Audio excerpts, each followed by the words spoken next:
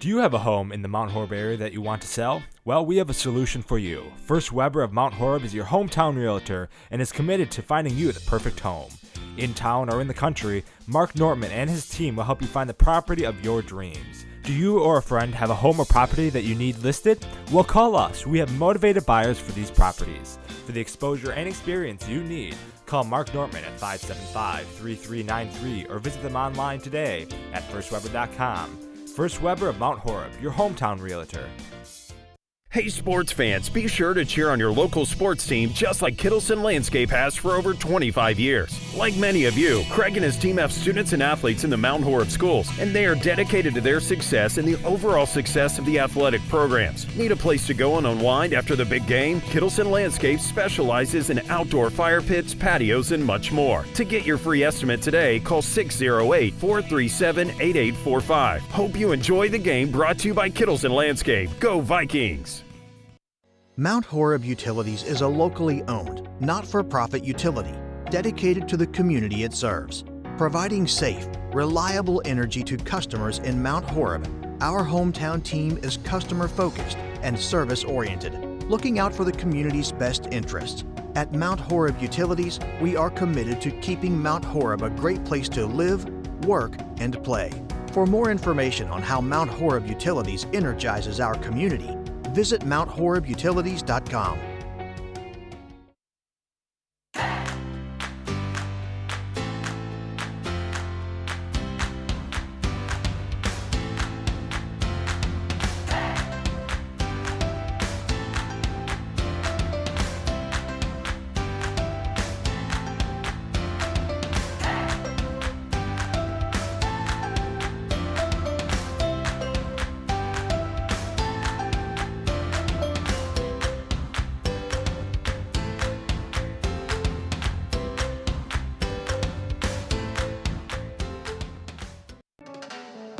Located in the heart of beautiful Mount Horeb, Wisconsin, Norsk Golf Club boasts a tough but fair 9 holes that will be challenging and fun for golfers of all ages. Norsk Golf Club is dedicated to serving our community by creating a family-friendly destination for golf, outdoor recreation, and entertainment in every season while preserving the irreplaceable green space in the center of Mount Horeb.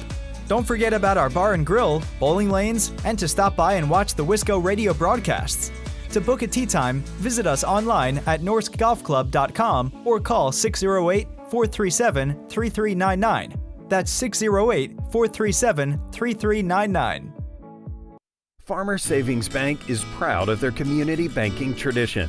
Farmer Savings Bank is committed to providing a high level of customer service and products to enhance the well-being of the communities they serve.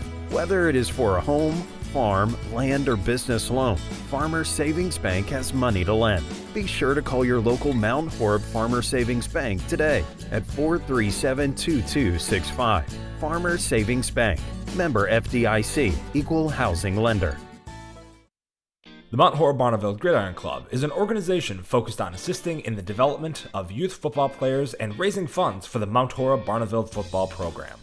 The mission of the Mount Horeb-Barneveld GridIron Club is to work cooperatively with the Mount Horeb and Barneveld school districts to support the efforts of the Mount Horeb-Barneveld High School Football Program and the Mount Horeb-Barneveld Youth Football Program.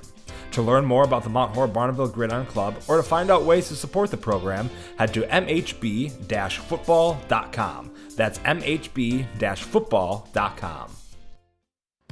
MOHO Fitness is Mount Horeb's family fitness center, providing 24/7, no-contract membership options for adults, families, seniors, and students. Parents, do you have a young athlete looking to take their training to the next level? Well, youth classes are offered to help young athletes understand how to train with correct exercise technique. Youth classes for 4th through 8th graders are offered after school every Monday through Thursday. For more information, visit mohofitness.com or email Jeff at mohofitness.com. Ritchie's Implement is Southwest Wisconsin's leading distributor of new and used farm equipment since 1961. With 4 convenient locations in Cobb, Darlington, Barneveld, and Lancaster, Ritchie's can serve you better. Stop in and see us and you'll know why we're one of the largest Case IH agricultural dealers in Wisconsin. Visit ritchiesinc.com today to learn more. Are you in need of chiropractic services? Dr. Joe Ryan at Mount Horeb Chiropractic will provide the finest chiropractic care to each and every patient. Dr. Ryan uses advanced spinal correction and chiropractic adjustments utilizing state-of-the-art techniques. Dr. Ryan has years of training, expertise, and experience in helping patients get relief from their back pain, neck pain, and other related conditions. Located at 1840 Business Highway 18151 next to Pizza Hut, or call 608-437-0099 to set up an appointment today.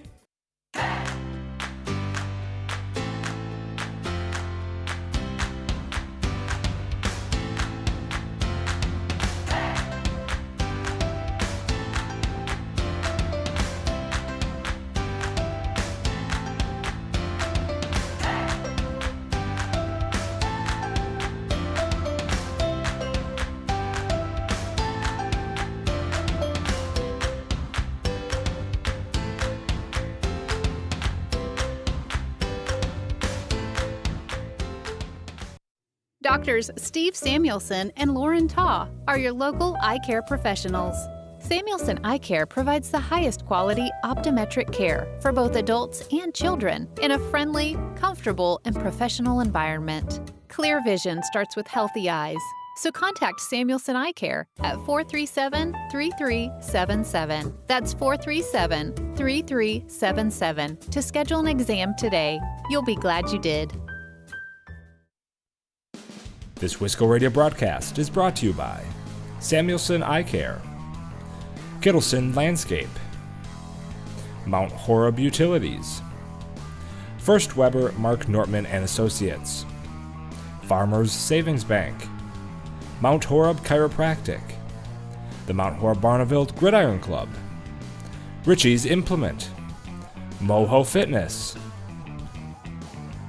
and North Golf Club.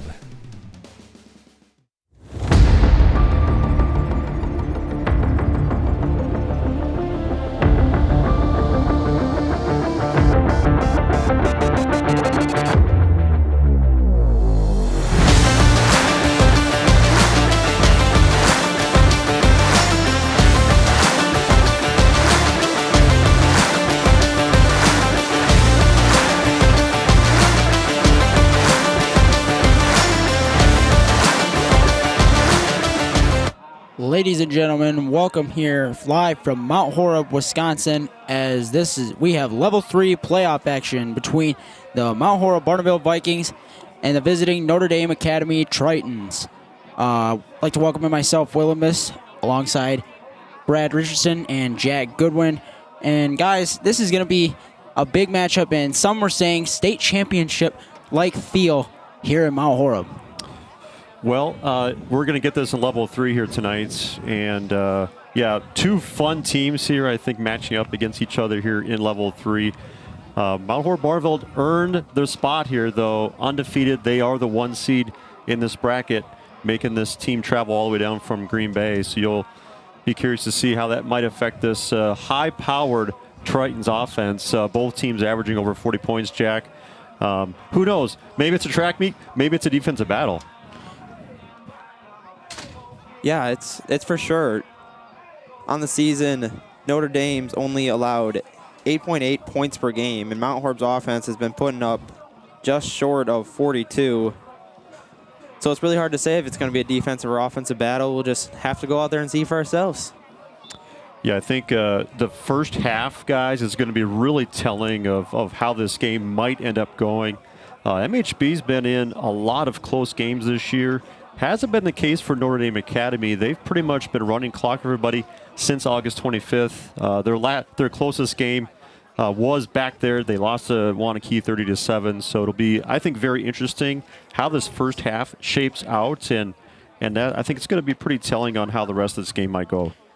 Yeah, for certain. And for the Tritons, led by quarterback Carson Glosny and some of the star players, tailback Christian Collins has over 2,000 yards, rushing yards this season. And, of course, the four-star tight end, James Flanagan, leading them in all receiving categories.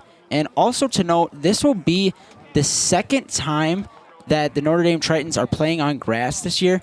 Not sure how much of an effect that will have, but we'll see if it has any. And throughout this game. Yeah, this is a team that they like to run the ball. They are predominantly a running team. As we mentioned, 58 touchdowns on the ground for the Tritons this year. And speaking of some rushing and throwing touchdowns, let's take a look at our senior quarterback, Casey Helgeson. Yeah, very efficient night, going 11 of 16 for 211 and 3 touchdowns through the air. Yeah, this was a game, too, that Trenton Owens was limited to about 70 yards rushing. Actually, below that, Casey over 80 yards rushing, but very efficient through the air here. You see 3 touchdown passes on 11 completions, so get it done on the ground there. Yeah, and like you mentioned, Owens having a slow night. I actually have that as one of my keys to the game, getting him going, because he was one of your X factors all year. He had almost 1,500 all-purpose yards along with 22 touchdowns, and we know he has a lot of two-point conversions with that as well, 22 in fact. So really hoping to get him going tonight, just adding another element to your offense.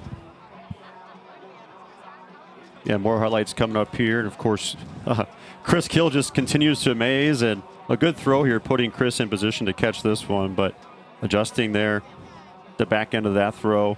And his second and his last catch of the night. That's a fun one here. LJ downfield blocking as well. Casey being tackled through it. And that's been one thing, too. We've seen the willingness of the wide receivers to get out and block. LJ, I think, in that category, first team, where he's a all-conference kid on both sides of the ball, but his blocking downfield has been something that we've noticed. And I know the coaches really appreciate that part of it, too. Yeah, for certain. It's really good to see from a fan perspective, and especially a coaching perspective, when you have players that are willing to really put their body on the line and go out there and block, players specifically that aren't offensive linemen. So just adding, again, another element, that downfield blocking, really helps and really is extending these plays. They have a lot of yards after catch on the season, and that blocking is one of the big reasons why. Both high-powered offenses here tonight. As Jack was saying, MHB averaging 41.5 points per contest. They're clocking in at 18 points given up on defense. And the Tritons, as we mentioned, they're pretty much running clock everybody at halftime, and they are amassing yards really at will. 48.7 points per game. But again, a lot of these points coming in the first half. 356 total points in the first half. So they're scoring over like 33 points in the first half alone. Yeah, I mean, quick strike. And the craziest part is most of those points are coming in the second quarter. As multiple occasions we've seen that it takes their offense maybe a drive or two to get going. And flipping it over to the other side real quick, the Tritons actually are averaging 48.7, so we haven't really seen an offense averaging more a game than the Vikings to this year, but the Tritons are able to do so, and they can also get it done on the other side of the ball. 23 sacks. Sack leader for them is Stanley Smith, and James Flanagan, who actually plays both sides, has 5 sacks on the year as well. So they can get after the quarterback, so the offensive line is going to have to bring their A game tonight for the Vikings. We'll see if they can do so. And we're going to take a quick break here, and we'll be back for the start of this game on Wisco Radio.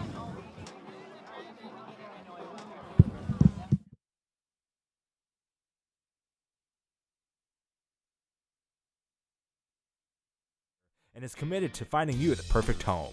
In town or in the country, Mark Nortman and his team will help you find the property of your dreams. Do you or a friend have a home or property that you need listed? Well, call us. We have motivated buyers for these properties. For the exposure and experience you need, call Mark Nortman at 575-3393 or visit them online today at firstweber.com. First Weber of Mount Horeb, your hometown realtor.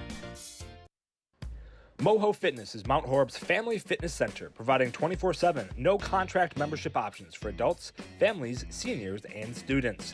Parents, do you have a young athlete looking to take their training to the next level? Well, youth classes are offered to help young athletes understand how to train with correct exercise technique. Youth classes for 4th through 8th graders are offered after school every Monday through Thursday. For more information, visit mohofitness.com or email jeff@mohofitness.com. The Mount Horeb-Barneveld GridIron Club is an organization focused on assisting in the development of youth football players and raising funds for the Mount Horeb-Barneveld football program. The mission of the Mount Horeb-Barneveld GridIron Club is to work cooperatively with the Mount Horeb and Barneveld school districts to support the efforts of the Mount Horeb-Barneveld High School football program and the Mount Horeb-Barneveld youth football program. To learn more about the Mount Horeb-Barneveld GridIron Club or to find out ways to support the program, head to mhb-football.com. That's mhb-football.com. Welcome back to our Wisco Radio pregame show, joined by Vikings head coach Brett St. Arnold. Brett, it's November. You guys are playing some football. It's got to feel pretty good. Anytime you're playing in November, that means you've had some good games, and we've had 2 really good ones so far. Well, last week, taking on Baraboo, it's a team we previewed, a tough-nosed team. They really made you fight for every point, every yard you got last week. Just talk about the opening of that game. It's another game where you saw a responding score. You guys scored to open the game. Baraboo goes down, they score. It's a 1-point game. You kind of knew at that point it was going to be a tough game. Yeah, we knew coming in. You know, they've got some tough dudes and knew they're physical. I mean, they beat or lost to Onalaska by 1 earlier this year. They really only had 1 game that got out of hand. So we knew it was going to be tough. Coming out the gate, and I got a couple, got a D1 recruit on the defensive line in Ligal. He's a really good football player, and the quarterback was shifty, strong, tough runner. We handled the adversity. I mean, we got to handle punches, right? That's just kind of where it's at. Physically, at this time of year, it's Wisconsin. People are going to run the ball, and I think that we responded extremely well. I mean, they were maybe getting some yards here and there, but I think our offense puts a lot of pressure on offenses to perform. And that turnover that they had was a big turning point for us, obviously. But then we make them go pay, and that's the thing that what happens with our offense is it's able to score very quickly and very efficiently with anybody. So I think that puts a lot of pressure and strain on people. And, going into this game, it's not going to be much different. Well, let's talk about the second and third quarters with your team. Again here against Baraboo, you score 15 points. You hold the opposing team to no points. And that's been a trend all year. You guys have been very, very good in the second and third quarters. Yeah, I think that second quarter, for some reason, in the first quarter, we seem to, if we punt during the game, it seems to be in the first quarter.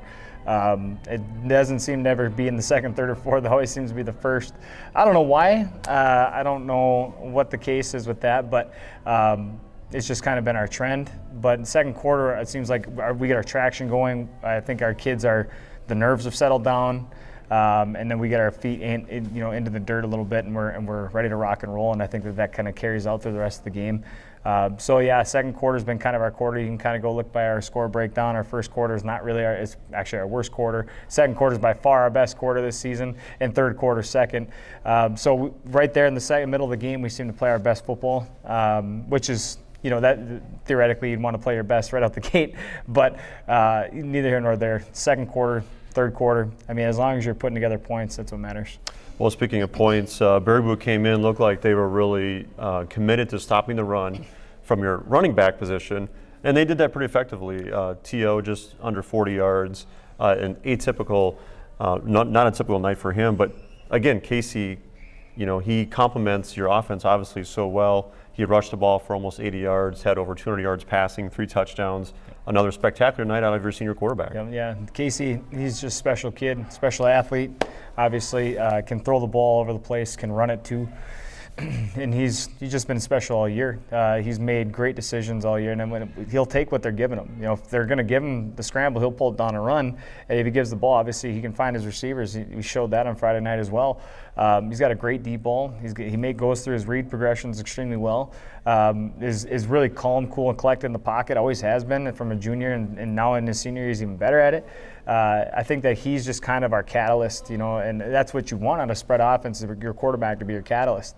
I mean, and that's the thing. You showed that if you shut down Trenton, that doesn't stop our offense. You have to stop multiple facets of our offense. It's not just Trenton. It's not just Chris. It's not just Casey. It's not just LJ. It's not just OP. On top of it, we got a really solid, strong offensive line. So I think that with that being the case, I think it makes it very difficult to stop us.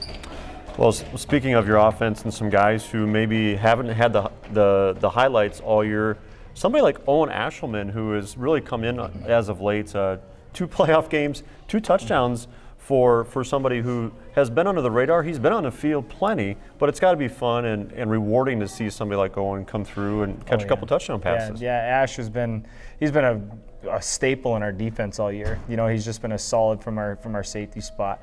I mean, just really, really good. And then offense, he's just a nice athlete out there. That's what he is. He's a great athlete, and at receiver, he can be dangerous. I think people lose him because you see 12 and 4 out there, and even 24, and then 2, and then all of a sudden 1 comes on the field, and people think that, oh, we don't have to worry about number 1. No, Owen's a great athlete, and he shows that now in the postseason. He's, like you said, he's got 2 touchdowns. He shows his explosiveness and his versatility. He's been really good for us in the playoffs so far, and we're hoping to continue with him with that. Well, the other side of the ball defensively, again, you hold the team to 13 points, and you guys have been really good at stopping teams defensively. Your usual suspects, Brooks Pernotz had another great game. You turned Baraboo over, which is something you've been doing as of late. But what's been really impressive has been the emergence of a couple sophomores. Jack Wilson, Harrison Walker, for example, we called his name a couple times. Looks like they're getting more confidence, and the defense as a whole is really playing very well. Yeah, I think that our defense has really evolved throughout the year. When Z went down, we had to have some sophomores eventually step up, and then Landon kind of getting hurt there. That really put us in a bit of a bind. But then 2 sophomores really showed that they could handle the ins and outs of a varsity game. And I know that first game in there, they had some sophomore blips, but every week the progressively getting better. I mean, Jack and Harry are totally getting a leg up. It's kind of like what happened with Brooks and LJ and Austin when they were sophomores, when they got all that varsity experience. It really helped them going into their second year. And I think that's going to be the case for these 2 as well. They're getting invaluable experience. And as a defense as a whole, we're a young defense. I mean, overall, we are a very young defense. We don't have a lot of seniors out there that are starting, number 1. And we're getting a lot of sophomores and juniors getting a lot of experience on the defense. And I think that our defensive line has just been totally stepping up to the plate. And obviously our linebackers are flying to the football. And then Brooks is he's always in there. So you can always spot 7. I think our defense as a whole has grown throughout the year, which is exactly what you obviously want, playing your best football at the right time, especially going against an offense like Notre Dame this week. We've thought that Seymour and Baraboo would really get us prepared for this game physically. And Baraboo they showed out. I mean, they brought the physicality. They were ready to take it to us, and they did. It was fully what we expected. And I think that's going to lead us into this week, understanding what Notre Dame's going to try to do. They're going to do the same. They're going to try and punch us in the mouth, and we just have to be able to withstand it, right? We got a Rocky Balboa to essentially bend but don't break. Take a few punches because they're a good team, and against good teams, they're going to get some yards here and there, but we have to limit the damage. So if we can limit the damage, I think that's exactly kind of what our defense has been doing, is limiting the damage. And the only time that we've seemed to give up points is when all of a sudden it gets washed behind the bodies. It's been that way since Portage. Same thing in Seymour. Same thing against Baraboo last week. Just got lost behind a bunch of bodies in the offense that they run. We're hoping not to have that this week. We're hoping that doesn't happen this week, and we can kind of shut that down. So, what are you hoping out of your team here? This is going to be a fun matchup, a 1 versus 2 seed. 2 very good teams going at it here in level 3, pardon me. What do you need out of your team to advance to level 4? Well, I said that I talked to a couple people, and they asked what the keys of the game are, and I think that number 1, we got to make Notre Dame punt the ball 3 times. I feel like if we can make Notre Dame punt the ball 3 times, we're going to be in really good shape. And that doesn't include stopping them on a 4th down or making a turnover. I think that three extra possessions is what we're aiming for. Offensive execution, finishing drives. I think that we have to really put pressure on them from the offensive side of the ball that we have with everybody else all season long, forcing their offense to be pretty much perfect, because that's what our offense has been, is pretty near perfect all season long. So if we can do that and apply the pressure, I think that this is a team that hasn't been in a lot of close games. They've dominated a lot of games. I feel like if they were to get down, we might put some pressure on them. And that's kind of the hope, we able to put that pressure on them. When we got to get hats to the football. They got a really good running back in Christian Collins. We have to make sure we surround him, make sure we get a lot of hats to the ball, and make sure we stuff him and rally to the football. If we do those things, I think we do those 3 things well, I think that I like our chances. All right, we are looking forward to it. To level 3 action here at Viking Stadium. Has to feel pretty good. Coach St. Arnold with us on our Wisco Radio pregame show. Stay tuned for the Vikings and the Tritons of Notre Dame Academy right here on Wisco Radio. Ritchie's Implement is Southwest Wisconsin's leading distributor of new and used farm equipment since 1961. With 4 convenient locations in Cobb, Darlington, Barneveld, and Lancaster, Ritchie's can serve you better. Stop in and see us and you'll know why we're one of the largest Case IH agricultural dealers in Wisconsin. Visit ritchiesinc.com today to learn more. This Wisco Radio broadcast is brought to you by Samuelson Eye Care, Kittleson Landscape, Mount Horeb Utilities, First Weber Mark Nortman and Associates, Farmers Savings Bank, Mount Horeb Chiropractic, the Mount Horeb-Barneveld GridIron Club, Ritchie's Implement, MOHO Fitness, and North Golf Club. Welcome back in here live from Mount Horeb, Wisconsin on Wisco Radio, brought to you by MOHO Fitness, as we are just about to get underway here in Mount Horeb. When you're faced with a challenge, how you respond determines the real winners. Rural Mutual believes there's something more important than just winning or losing a game. They believe that the team, school, and fans who support their athletes with dignity and class are the true champions. Rural Mutual is proud sponsor of the WIAA/Rural Mutual Insurance Sportsmanship Award since it started in 1965. From football to volleyball, to soccer to tennis, the award recognizes more than team sportsmanship. It recognizes that sportsmanship matters in your community as well. Visit ruralmutual.com/WIAA and see how your team and your community can work together to be true champions. Vikings set to receive here. Kicking is the Tritons. Kicking from left to right as we're about to get underway in this level 3 playoff matchup. Yeah, Notre Dame won the toss. They elected to defer the second half. It will be the MHB offense taking the field against this Tritons defense that's holding opponents under 10 points per game. We are underway here. Very deep kick, gonna be a touchback. And out comes this high-powered Vikings offense led by Casey Helgeson. Yeah, not much wind to speak of here tonight. I know the last couple of playoff games here, feels like it's been a little, especially last week, very breezy here. But looking at the flags and the goalpost, not much wind, so a nice kickoff to get things started here. Yeah, I think we're that's in what store for 2 hours of fun here tonight. Yeah, and I think that's what MHB wants. They want to come out slinging it, and with no wind, that's what Casey's going to get the chance to do. Vikings going to start out here in the pistol. And the give is to Owens. Owens going to barrel his way forward to about the 25. Good run there on first down for him. Really hoping to get him going this game, as you mentioned in the pregame, Brad. Really was kept in check last week here against Baraboo.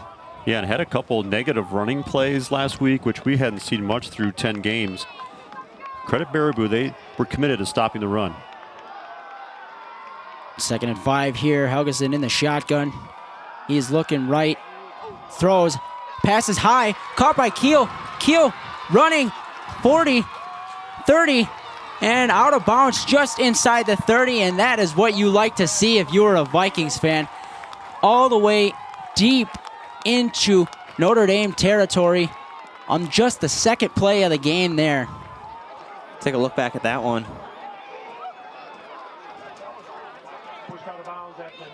Yeah, the DB looked like it was just going to go over his head, so he wasn't prepared for it, and Keel gets a really big gain of a nice play there by MHB. Yeah, 40 yards on that. Vikings wasting no time here.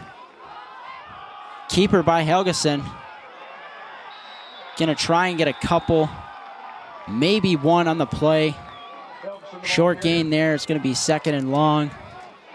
But what a way to start there. 2nd play of the game for the Vikings, and Keel with some really good work after the catch.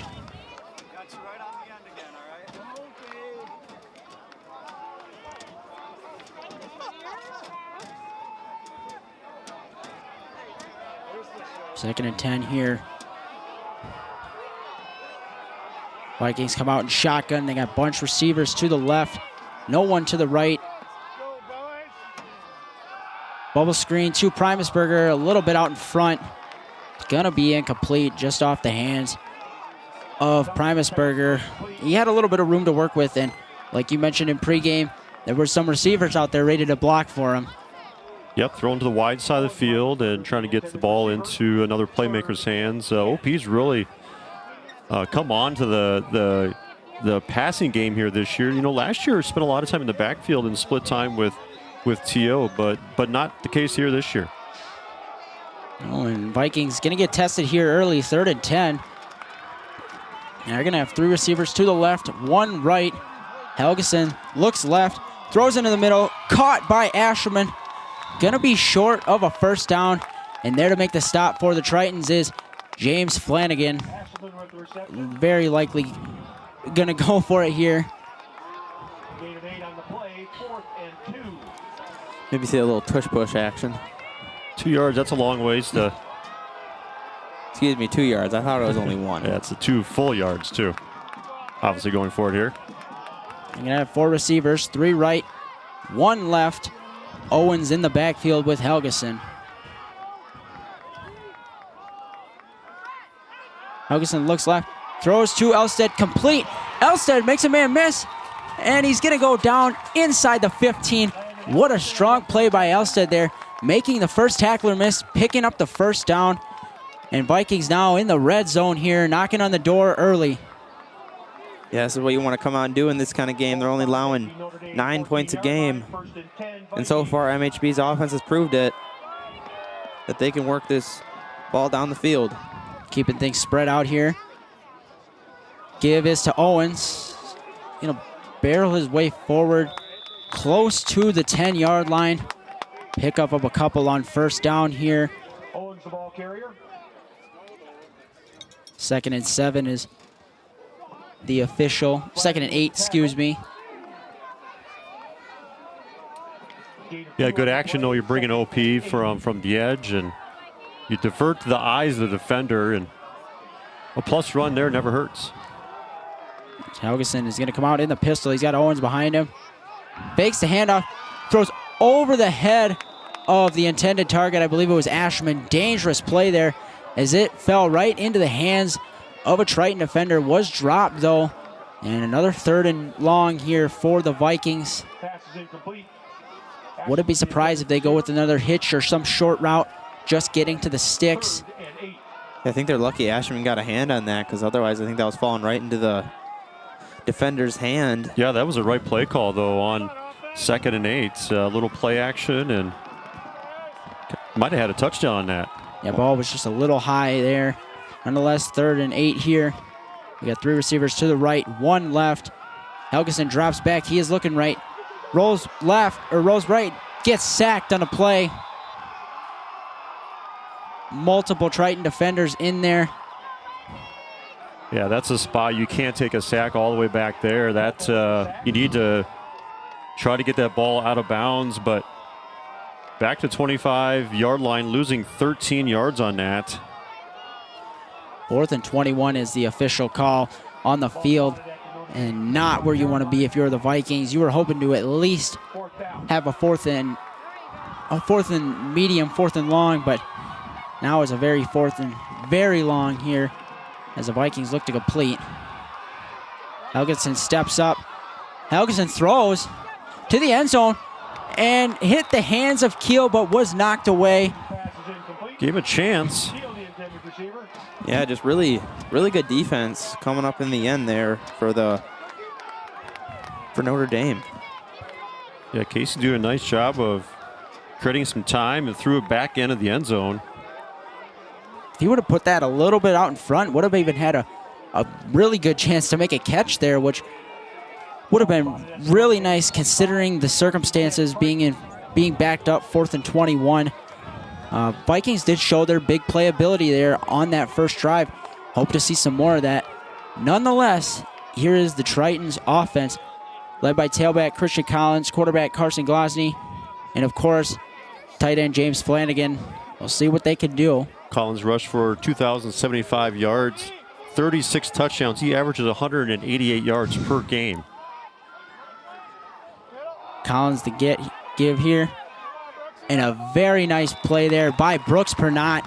One-on-one chance, and he made the play right at the line of scrimmage. Yeah, you can tell he's going to be a problem all night. Kind of looking like just a really shifty, smaller running back, and he's going to be really quick and hard to tackle. Yeah, they go just traditional I formation. You'll see a lot of pulling from their guards. Of course, they have a tight end there as well. And not too often Collins gets brought down by the first defender there. But Brooks Pernot able to do so. Was able to pick up 2 on the play. One, excuse me. Another get for Collins. Hits the hole, but is going to be brought down by multiple Viking defenders. Good job getting back in the play, as Collins had a hole for a second, but that hole closed up pretty quickly. Going to be about 4th and medium, 4th and short, or 3rd and short, excuse me. It's going to be a really big stop here for MHB. I think this is potentially they might go for it, depending how close they get.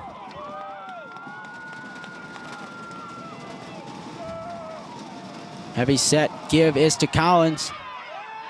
And he is going to be... See, I think he just got enough.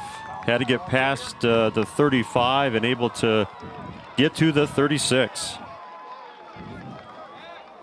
Picking up the first down there, but I will say you do have to like what you've seen from this MHB defense. They tried to run it, especially that first play, one-on-one. Brooks Pernot made the stop. Collins, who had 4 touchdowns, I believe, a week ago against Fox Valley, he gets to the end zone often this year, you could say the least. Toss to Collins. Looks to turn upfield. Gets a couple.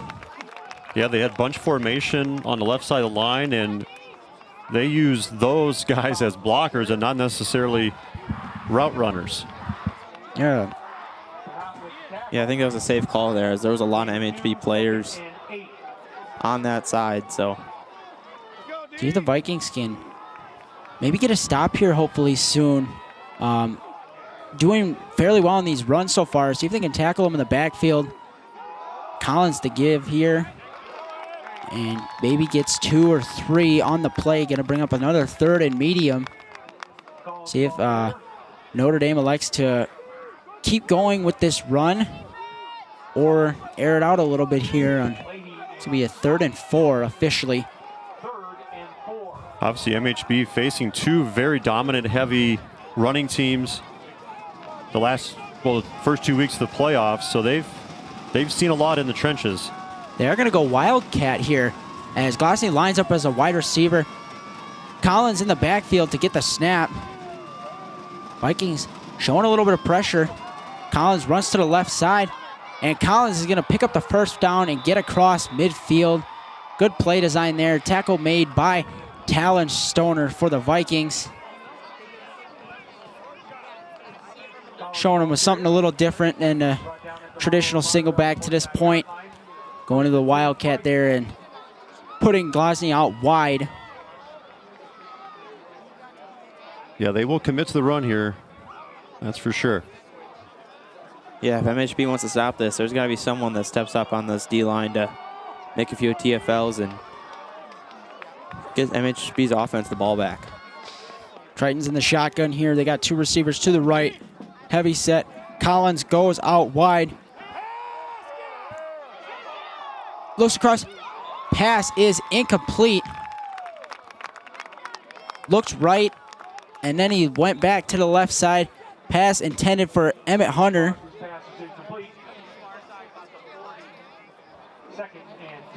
Yeah, they had Chris Keel on Flanagan, who's the big tight end. A little bit of a height difference there. A little bit of height difference, but athlete on athlete. Yeah, that's for certain. MHB putting one of their best athletes on the Tritons, one of their best. The give is to Collins, and he has a little bit of space. And what a tackle there again. Brooks Pernot. One-on-one tackle. That's the 2nd time tonight, and you love to see that. Yeah, I believe that's already his 4th or 5th tackle just in this drive. He's come to play some football tonight. Vikings showing that they are here to play. Obviously, Notre Dame's still driving, but showing their ability to stop Collins. And we got a 3rd and 7 here from the 45. A little bit longer than any of the other third downs. Let's see if the Vikings can get a stop here. Flanagan goes in motion.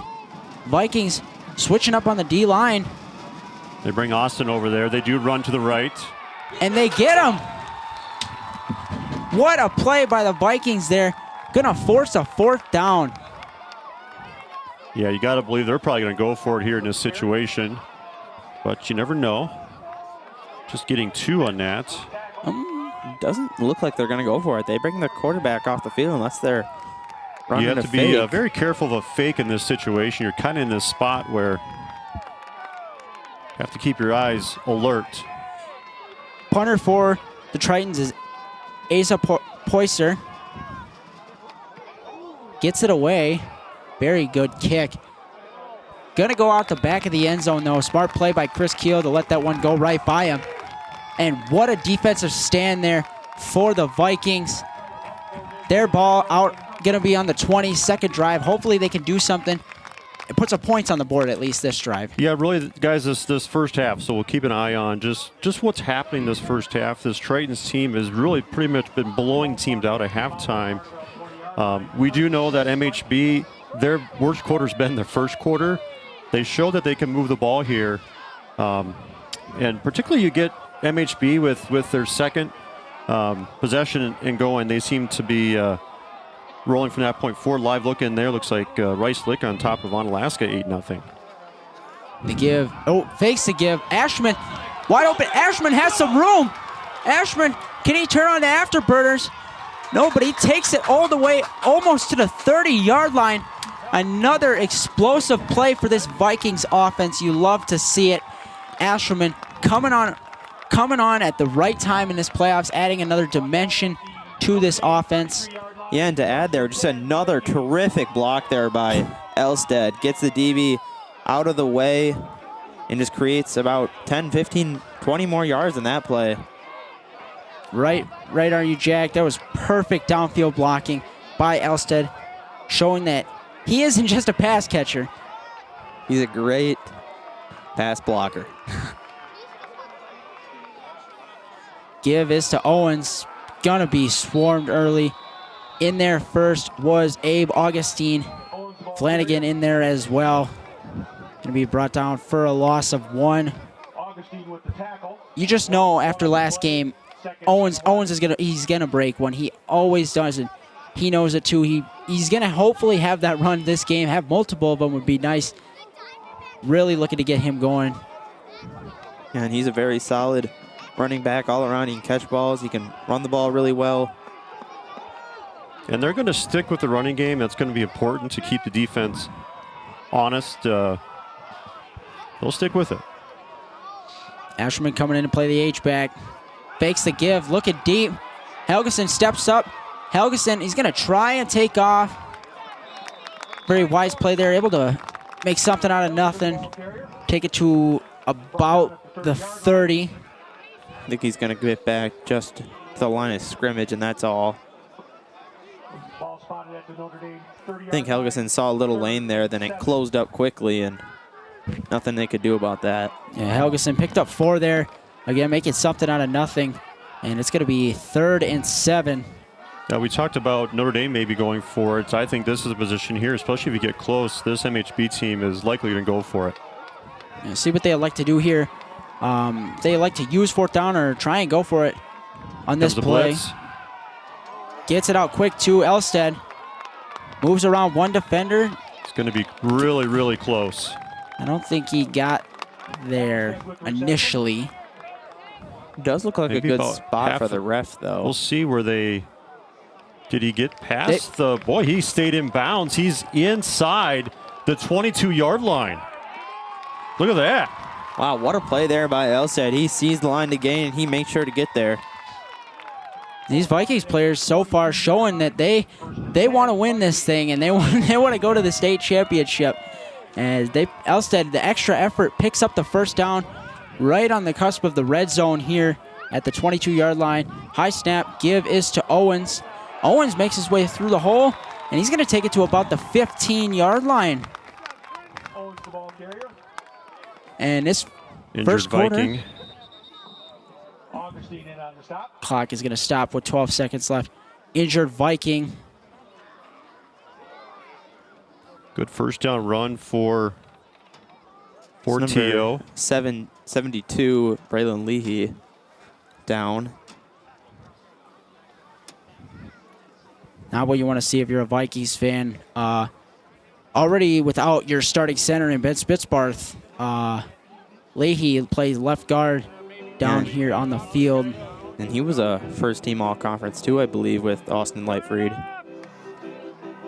Yeah, we've talked about this MHB offense here, guys, all year. They lose their starting center a few weeks back, and this offensive line, you don't do the things that you've done without a very dominant offensive line, and that's, those guys in the middle running the ball, giving Casey the protection that he needs. And hate to see that, says obviously a key component to this Vikings offense being helped off the field with Dr. Wilson and Sherry Almquist. Was up quickly, so hope it's nothing too serious. Getting back to the game, though. 10 seconds and counting. See if the Vikings elect to run another play. And Primusburger, moved quick. And that's going to be a false start. Going to move them back 5. Yeah, our first flag of the game. I almost thought for a second they were waiting a little bit to throw that. I didn't think they saw it at first. I was going to say, you can't miss that one. Probably at this point, they'll just run this clock down. That is what they're going to do, and that is going to do it after the first quarter. Score still 0-0, and we'll be back for second quarter action on Wisco Radio, sponsored by MOHO Fitness.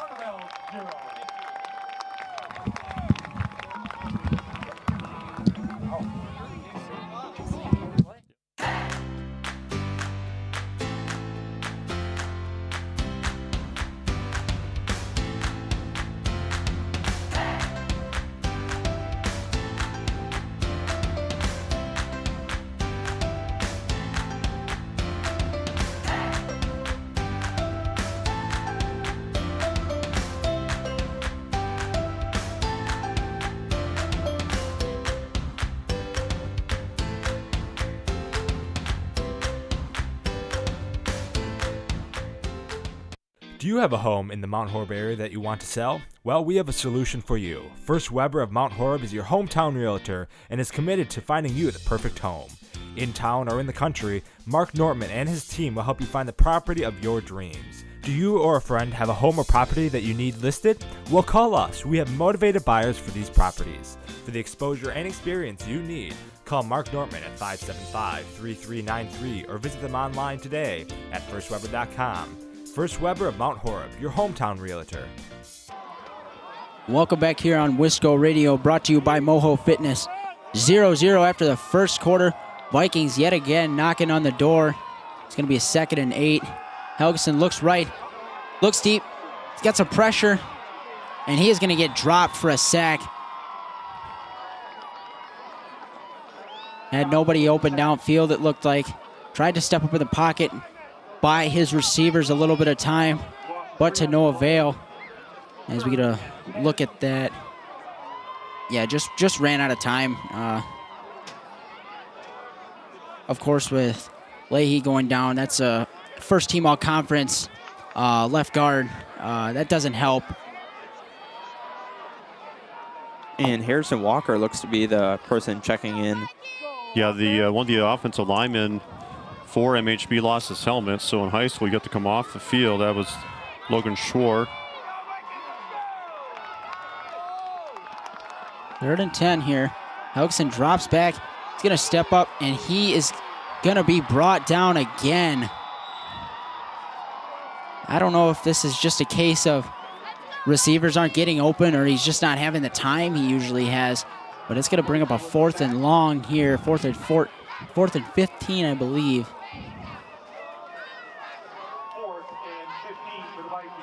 4th and 15, likely going to go for it. And this was really just set up by the Primusburger Falls start. They originally had a 2nd and 3. Could have just threw the ball in the end zone, tried to take a shot with Keel or Elstead, or just run the ball, and it would have most likely resulted in a first longer down. developing pass plays have been what has produced some of these sacks. Those more quick hits been more effective for the Vikings. Helgeson drops Set up a back. screen maybe. Got to get rid of it. Gonna throw. He has a receiver. Elstead with the catch, but they're gonna call it incomplete right at the pylon. Vikings fans aren't happy. What a play by Helgeson to at least get it there and give his receiver a chance. Let's take a look at the replay here. Boy, Casey's doing a great job of buying some time.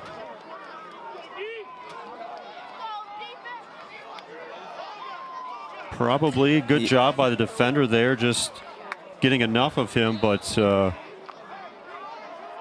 great play nonetheless, but it results in downs again. Yeah, I think had he not been pushed, that was a touchdown, as it looked like he would have gotten that right foot down. Nonetheless, turnover, and ball goes back to the Tritons. The give is to Collins, and the Vikings swarm him right away. Collins going to take it up to the 30-yard line for a gain of 1 or 2, maybe 3. And McGuire in there on the stop. Vikings fan, you're happy to see him back out there on the field. At least not just for kicking.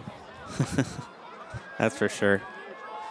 Yeah, he only played 4 or 5 games all season. He still made the first team all defense. That's how dominant he was in just those games, and they're really glad to have him back. Trident staying in heavy set here. Gonna give to Collins. Tries to find a lane, and he is not gonna do so yet again. I think he's gonna get about 1 or 2 on that one, and that's gonna make about second medium again, and MHB is really looking for another stop here.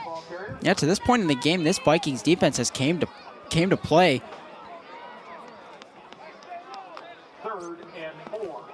Yeah, just right there, another case of just clogging up those holes fast. Not letting Collins squeeze through them. Gonna be a 3rd and 4 here. Fakes the give. Looking deep. Goes back to the middle of the field. Catch is made by Flanagan. That is his first catch of the game. Just enough. Just a really nice throw there by the quarterback. Just enough in just be able to fit it in the window. Look at the replay here, and just out of Wilson's reach, trying to get back behind him, and he wasn't quite able to do that, and really nice play there. Yeah, just a second pass attempt here tonight, but it was enough for a first down. Needed 4 and got 5. On the run, nice throw. Staying in heavy set. Flanagan motions. Vikings flip the defense. Give is to Collins. Collins hits a hole. Gonna pick up about 5 or 6 on the play. Well, that's something I don't know if I've ever seen, was defensive tackle following the tight end, but I like the game plan. Yeah, he's a Put your defensive best on tackle, though, best. who can move. He's obviously a two-sport athlete, a big basketball player, too, and you got to be able to move a lot in that sport. And if you want to be able to keep up with that tight end, put your best big man on him. Just waiting for the play, though, for the Vikings where they can stop Collins in the backfield by a couple of yards. They push him back a little, put them in a 3rd and long. Fakes the give. Glasny looking deep, and he has a receiver, and that is caught. And that is going to be a touchdown for the Tritons. Charlie Hornacek with the touchdown. Just got behind the defensive backs. Elstead, was trailing. And that is our first score of the game. Touchdown sponsored by Ritchie's Implement. And look at that, just sold the fake really well. Good throw. Very good throw in stride. And Elstead, it's not very often he gets beat. And Just a really good throw and a really good catch.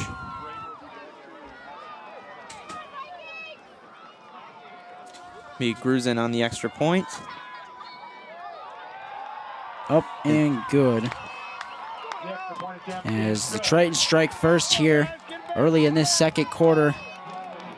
Tonight's broadcast is brought to you by First Weber, Mark Norman and Associates. Call 608-575-3393 or visit Mark at marknorman.firstweber.com. And by Kittleson Landscape Incorporated. To get your free estimate today, call 608-437-8845. Hope you enjoy the game, brought to you by Kittleson Landscape. Well, this is familiar territory, guys. It is. There's always a time where MHB, it's usually their second quarter where they start to find their rhythm, and this is going to be their second time with it in the second quarter. So obviously they can get something going. Yeah, MHB's moving the ball, haven't been able to obviously find the end zone, but it's good to see them actually moving the ball in this first quarter. It's been one of the quarters that it's been tough for them to get much going, but getting down around the 25-yard line both times, and boy, it's a game of inches, right? That pass to LJ looked like it was pretty good, but just enough out of bounds to clear him and turn him over, and Notre Dame scores on the next drive. The kick is away. Going to be a shorter kick. Fielded by Primusberger. Fakes the give. He's going to try and get around the edge. And he's going to be able to do so. Takes a hit, though. Up past the 30. Danny Gagnon delivering the hit there for the Tritons, as solid field position for the Vikings to start. And like you noted, Vikings have shown their ability to move this football. It's really at this point just trying to get in the end zone and put some points on the board. Yeah, they know how to do that. So, but one thing you'll see, these longer developing plays, it's been a little bit more challenging for Casey, and I think a good job on the back end by Notre Dame, but we'll see how that plays out here. Coming up. Good news for if you're a Vikings fan. Braylon Leahy is back in the game at left guard. Quick throw to Keel. Going to take it to about the 40. And so far to this point in the game, that has been they have found some success on those shorter pass plays early in this game, both to Keel and Elstead. MHB, I think their way to go in this game, and they've seen that now, is just go with the shorter passes, the hitches, and the slants, as those do seem to be getting open on the zone defense they're running. Augustin in the pistol here. Fakes the give. Throws to Ashelman. He's got a little bit of space to work with. Takes it up across midfield. Running over a man in the process. Going to be a first down Vikings, and yet again in Triton territory. Just barely officially at the 48 of Notre Dame. 6:44 and counting left in this first half. Trey's, of course, up 7-0. 3 catches for 67 yards for Ashelman, and that last drive, a near touchdown. It's a game of inches, guys. They've been there. Sure is. Helgeson on the keeper, and he's got some room to work with. Downfield blocking by the receivers. Helgeson almost lost the ball there.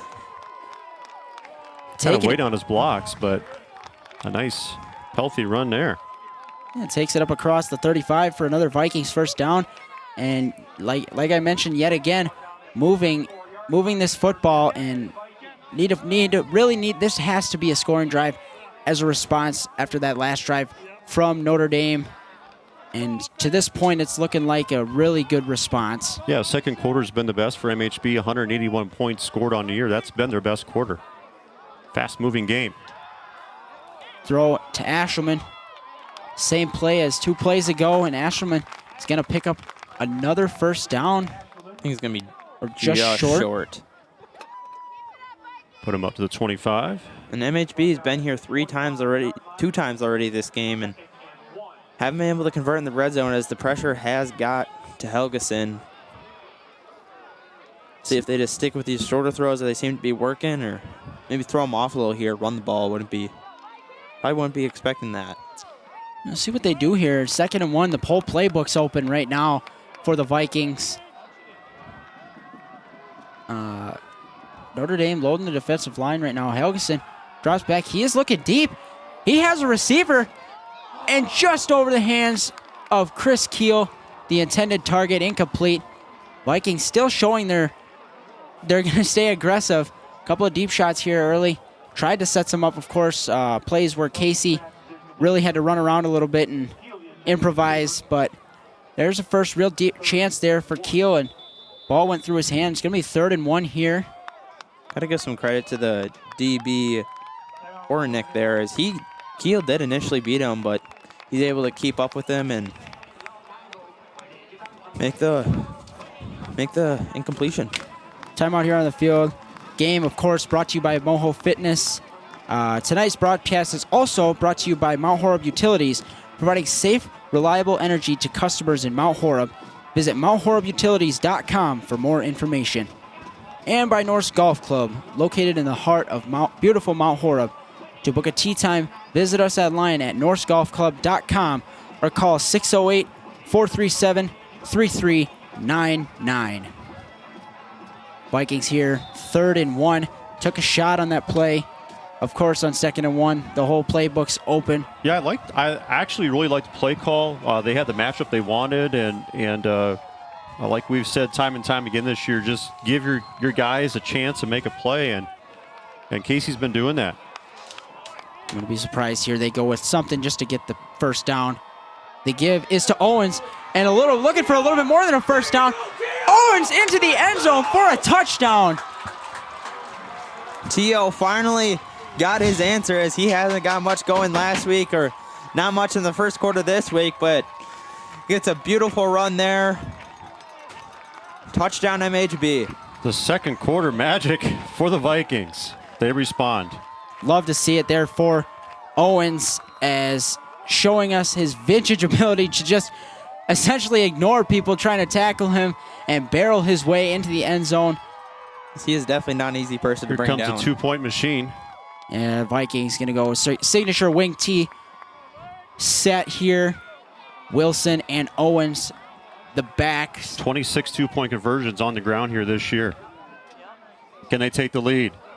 Give this to Owens, yes, and he's can. got it. Vikings lead for the first time in this game. 5:03 left to go in this first half.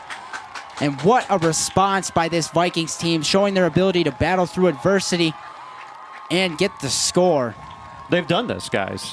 They've done this all season long. Live look into Rice Lake and Onalaska. Of course, the winner of this game will face one of those two teams. That's a big staple in the game. I'm going to guess that Onalaska went for 2 and I wasn't able to get it. 16-6 game there. Yeah, looking a little bit ahead. If it were to be Rice Lake that they played up by Barron County, that's a farther drive, but we are playing at a neutral site. If it is the Vikings, of course, looking ahead, more and more focused here on this game. 8-7 for the Vikings, taking a lead here. And let's see if their defense can play off the momentum here, get a stop, maybe a turnover. Well, you know, the defense has really held Notre Dame Academy's running game pretty much in check. Christian Collins, 42 rushing yards on 11 carries, so obviously one big play in the air. They've only thrown 3 total passes, so they don't throw a lot, but they've been pretty effective when they do so. Yeah, and I think even more importantly with that stat, you said it was 12 carries for Collins, or 11? 11 carries. 11 carries. 11. Yep. He's averaging 12 and a half a carry. So holding him to 4 a carry is really good for the defense here. It's going to be a good return here by Bloom. It's actually the backup running back. Going to take it to around midfield. Bloom is the backup, but he has managed to fill up the stat sheet this year. Bloom has actually 16 touchdowns. Just another X factor in this Notre Dame rushing offense. As the Tritons are going to start with very good field position, looking to respond to that Vikings touchdown. Yeah, they've got some dynamic playmakers all across this roster. Staying in, load in the front. Gonna go give to Collins, and Collins trying to get the edge, and Collins takes the edge, and Collins makes a man miss. And Collins is going to keep going all the way to the end zone. Touchdown. As Collins made the Vikings defense look silly there, making multiple people miss on tackles. And very quick response there for Notre Dame. Yeah, that's exactly what Notre Dame has done to opponents, as they've torched them on the ground for big plays. And you see the pursuit here in the back end of that one. They're doing such a good job of containment, and once he gets in the open field, obviously good vision. And a quick strike here for Notre Dame.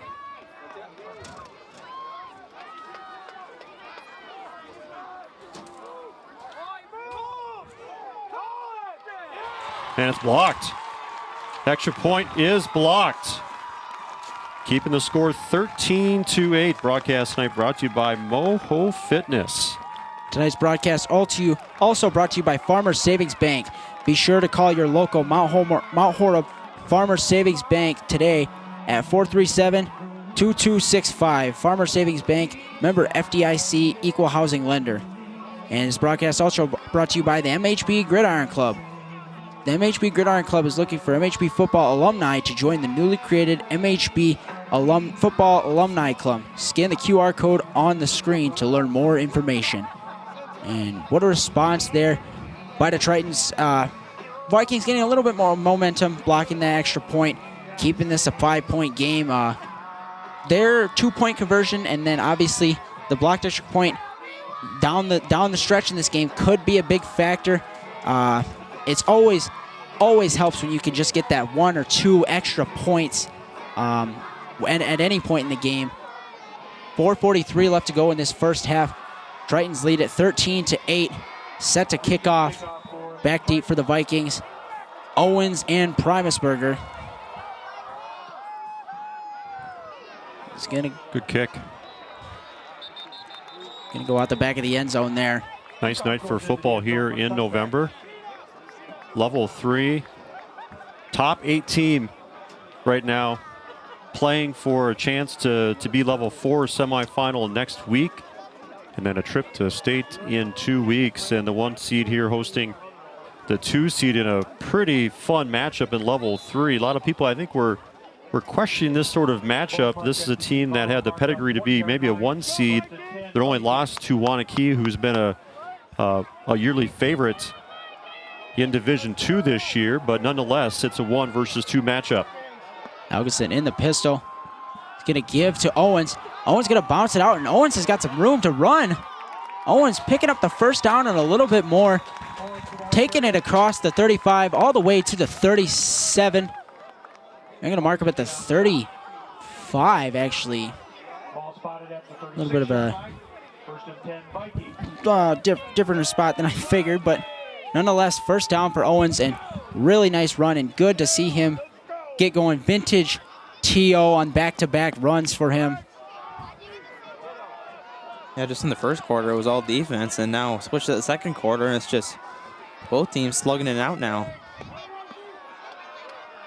Give to Owens. Gonna be bottled up there behind the line of scrimmage. First person in there, Abe Augustine and company for the Tritons. Good to say, getting back to the line of scrimmage. Yeah, and just having T.O. get going in this game opens up the possibility for a play-action pass down the road, and hitting one of your playmakers deep. Yeah, they've had success throwing the ball. A couple passes that were pretty darn close to being big plays themselves. Augustin looks, he has Keel at the 40. Keel gonna get a couple more for his effort. Gonna make it about 3rd and 5 here for the Vikings.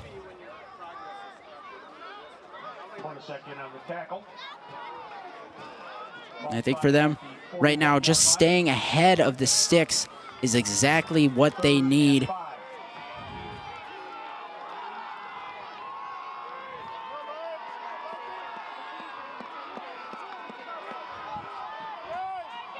Ball spotted at the 41 of MHB. Helgeson in the shotgun here. He looks right. Quick throw to Keel, complete for a first down, and across midfield goes Keel. What a good play design there by the Vikings.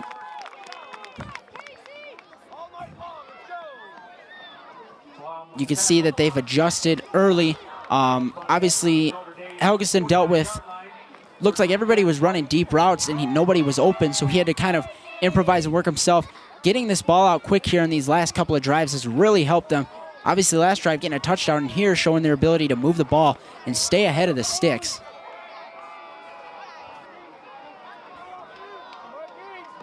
I'm going to start in the pistol here.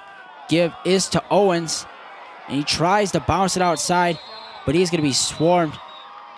Abe Augustine in there, as well as James Flanagan. Going to tackle Owens for a loss. Loss of 2 officially, 2nd and 12 here. Pretty hard to tackle T.O. one-on-one in the open field like that. So I give him a lot of credit for making that sort of tackle. It's a good team. Good defense. They've held their opponents to under 9 points per game, like we mentioned in the pregame. Yeah, and there's a reason for that. Helgeson looks left, rolls right. He is going to make the wise decision to throw it away there. It's going to be a 3rd and 12, though. Coming up, see if Vikings can get something to the sticks, pick up a first down, stay out of the chains. Although, second quarter is moving pretty quickly. We're already down to 1.5 minutes left to go. Yeah, fast-moving game in general. Yeah, I think MHB wants to try to get some points on this drive, obviously, and make sure Notre Dame doesn't have enough time to score right back. I'm going to have 5 wide, 4 receivers to the left. Helgeson looks right. Oh, that's a underthrown ball. Looked like Keel had to play a little bit of defense there, knocking the ball away. Charlie Hornacek in the coverage. Not too often you see a errant ball there by Helgeson, as it was heavily underthrown. Looked like he might have had the crosser. Looked like LJ might have been coming across there, but he was obviously going towards Keel's way. You can't argue that decision. Yeah, and that's a hard throw to make cross body when they're running in the middle of the field. Helgeson, the punter.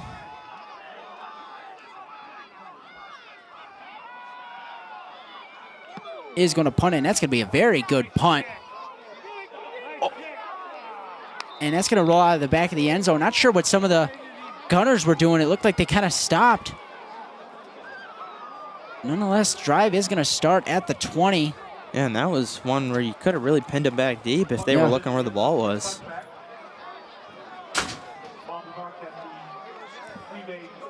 Fourth drive coming up for Notre Dame.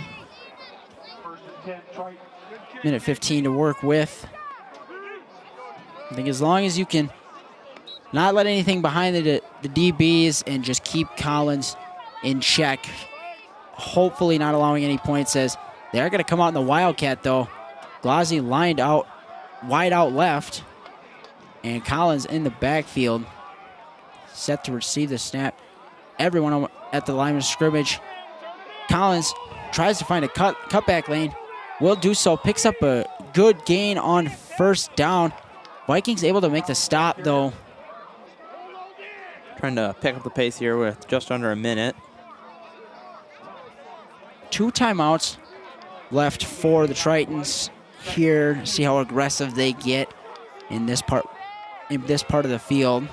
Notre Dame does get the ball to start the second half. So this is really a drive MHB needs to stop them on.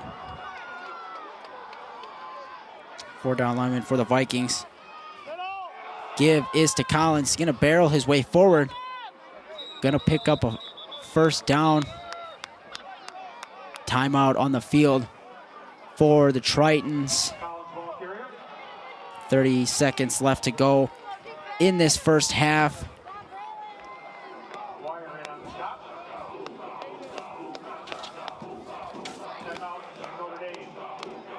This broadcast is brought to you by the WIAA Department of Transportation. It's time to join the Buckle Up and Phone Down movement. The Wisconsin Department of Transportation challenges all Wisconsin drivers to put safety first by taking the two most important actions to prevent or survive a crash. Use your seatbelt on every trip and put down the phone when driving. Buckle up and phone down every trip, every time. Broadcast brought to you by MOHO Fitness, as the Vikings trailing here, but they do have to feel good about this first half, at least, especially on the defensive side, and even a little bit on the offense, showing their ability to move the ball. Not all drives, obviously, have ended in points, but have been able to move the ball efficiently and effectively down the field. Collins, the tailback. Flanagan in motion. Dropping back is Glossy. Getting a hand on the ball is Austin Livefried. 6'6". He has the ability to do that. And that's why they give him a lot of time on the D line. He's a big guy, hard guy to throw over, and he reads exactly where the quarterback's throwing that. And really nice play. Yeah, he's been a great addition to the defense this year. He's playing both ways, and put your best player out there, and he's definitely one of the tops in this team. Yeah, next year he's going to be going to Indiana to play offensive tackle. Hope all goes well there.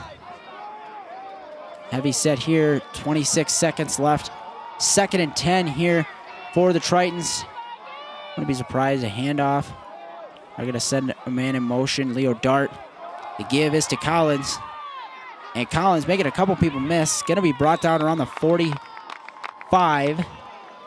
Be close to the sticks. They are going to give it to him. 13 and a half seconds left to go here in this first half.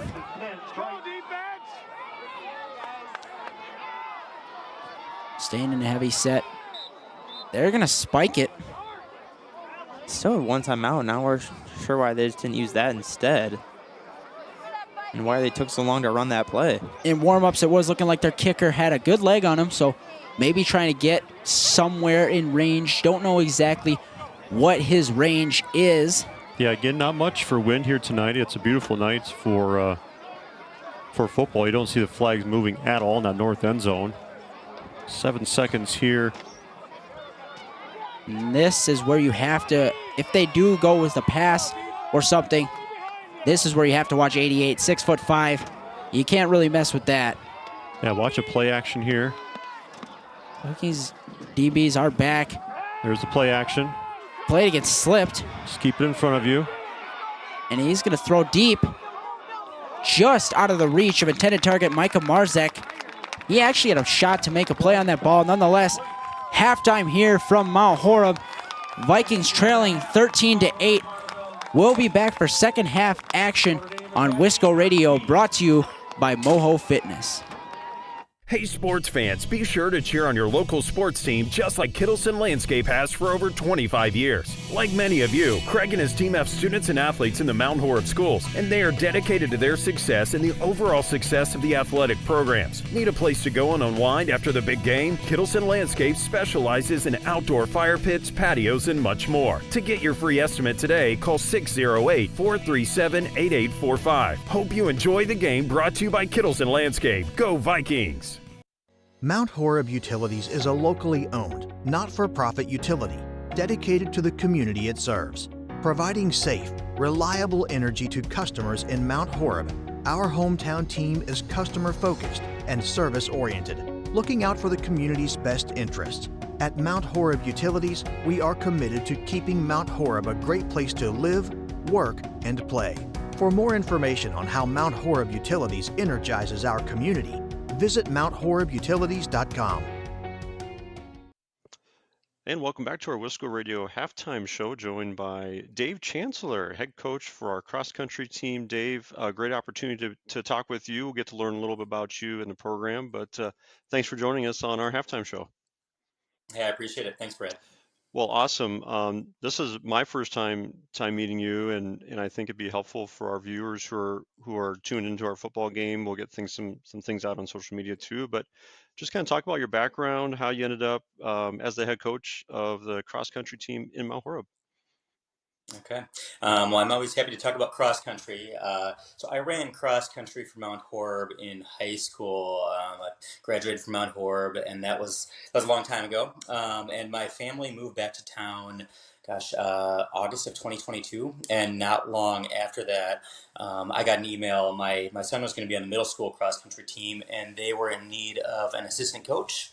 And I ran college too, and so I kind of jumped on that opportunity and just loved it. I had no particular designs on leaving the middle school program or anything like that. I was completely happy coaching there, but when the high school job opened up late this spring, early summer, I thought I'd give it a shot, and they hired me. So we're here.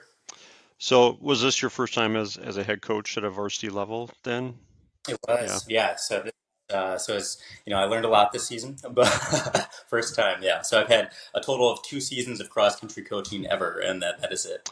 Well, I think it's always interesting, maybe your perspective going into this year, and did things change for you as the season went on, or were there some things that were totally unexpected that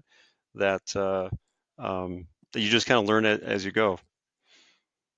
I think I had a pretty good idea of what I wanted to kind of do and accomplish. I mean, I learned a lot last year just in the middle school program, kind of about how I wanted to do things. And I mean, some of that is just, so much of it is just like how you talk to the kids, what sort of things you want to do with the program. And really I wanted to emphasize just kind of building a really strong team relationship. Yeah, I mean, the workouts matter in cross country, but in a lot of ways, the way that the kids feel and how they kind of react to the stresses that they have in life and running, I think, matter a little bit more. And so, yeah, so I think I had a pretty good idea of what I wanted to do. Certainly my expectations changed over the course of the season, and I think that they're always more complicated than what you sort of envision going into it. But yeah. Well, let's talk about the running aspect of it. I think a great story here as first time leading this program, and we'll get to the end here, but just kind of talk about the build up to the season and then through the season, just the ups and downs and things that the team experienced, and we'll talk about the success then as well. Yeah, I think I got hired sometime early July. I want to say right after the 4th of July, and which really isn't a lot of time to sort of start a program from scratch in many ways. I didn't have, a lot from, the previous coaches or anything like that. And so, granted, I want to do things my own way anyway. And so, a lot of that first month was, sort of getting to know some of the athletes. We've got 5 contact days that we can use. And so I sort of some of their, summer fun runs, things like that. But also just sort of trying to decide what I wanted to do with the program, how I wanted to establish, our weeks and what our practice times were going to be. It's tough because most of these runners I didn't really know well before. I knew a few, but I didn't really know where they're at in terms of mileage or what they'd done in the past, other than, stuff I can look up online. But so there's a lot to learn there in the summer and just sort of developing a schedule, all those sorts of things. So I don't know if that really answers your question. Yeah. Okay. So talk about the season itself. Cross country is one of those seasons where you spend a lot of your Saturdays out and about. Just kind of talk about the progression of the team and how your season ended up. Yeah, I think going into this season, we knew the girls program was going to be pretty strong, and I think with the boys we had a few more question marks, but I think it was interesting because sort of early on, we had some injury issues, as kids were sort of adapting to more mileage. It's always like the shin splints and those sorts of things. And an awful lot of our Saturday meets this year, we just had some really hot weather. And so it was kind of adjusting to those things and figuring out how much work we could put in and how to kind of really work with the team to get the most out of them. A lot of our sort of early season finishes and meets, weren't as strong as maybe some people thought we would have. And some of that's because, I think for a lot of these athletes, running every single Saturday for 9, 10 weeks straight is just, it's too much. And so, we kind of built in planned weeks off for some of them. For people that, might, I was worried like they might be developing an injury, I try to be cautious and not run them. And so, we had a lot of, early season meets where, we finished kind of mid-pack, even with the girls who, obviously went on to have a pretty successful season. And so, that was kind of like where things were going. We had people having health issues, and I think kids have a lot on their plates these days, and certainly the athletes on our team did. And so those are all sort of things that we work to adjust to. Well, you mentioned, and we can transition to that. You had a pretty fun weekend here not too long ago, last weekend, and your girls had a great end of the season, right? The team made it to state. Just talk about the lead up to that, and then obviously the success then at state. Sure. Yeah. So, we knew we were in pretty good shape going into sectionals. We were in the Monroe sectional, and, we had at least at some point beaten all of the teams that were there. We also had some of them beat us too. So we'd gone back and forth, but we knew it was at least possible. And on the other hand, it is a strong sectional, and and there's sort of like no gimmies in this one. We knew going into it, New Glarus Monticello had been ranked pretty much all season, mostly in the top 5 or 6 in the state. The top 2 teams go, so we were worried about them a little bit. Deerfield Cambridge had spent most of the season ranked as well. They've got 2 really good top runners, and they've got some pretty decent depth, and so they're concerned. Monroe has a ton of girls that can show up on any day, and we knew Lakeside Lutheran, McFarland, some of these other schools. Edgewood's pretty decent, and so there are a lot of schools that I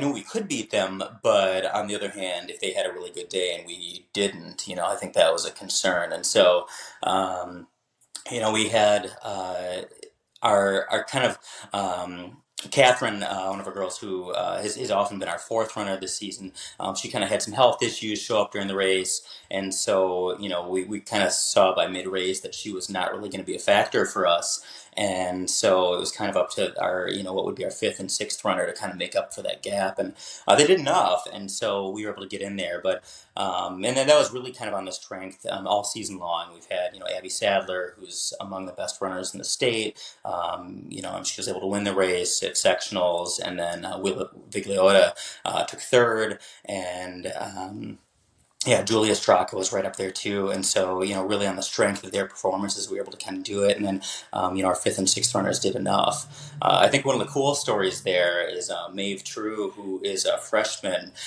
She started the season on volleyball, and she got cut from the volleyball team, and so she decided to come out for cross country, and she just has been improving all season long. It's kind of this awesome story.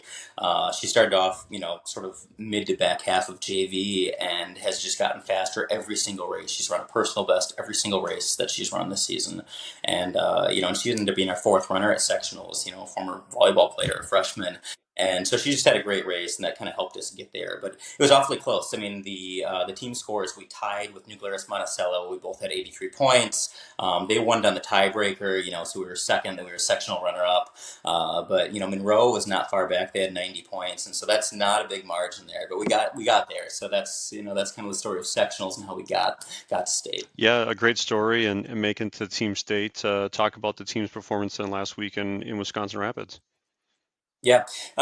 So, we went into Rapids. We were ranked 9th by the Wisconsin Cross Country Coaches Association, which is kind of mid-pack. There are 16 teams in D2 that go in there.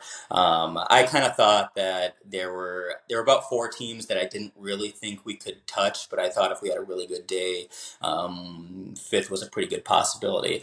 On the other hand, about half our team had colds. So you can hear my cold. We've all got one now, and so we knew they were going to be kind of running through that, and so it ended up working out.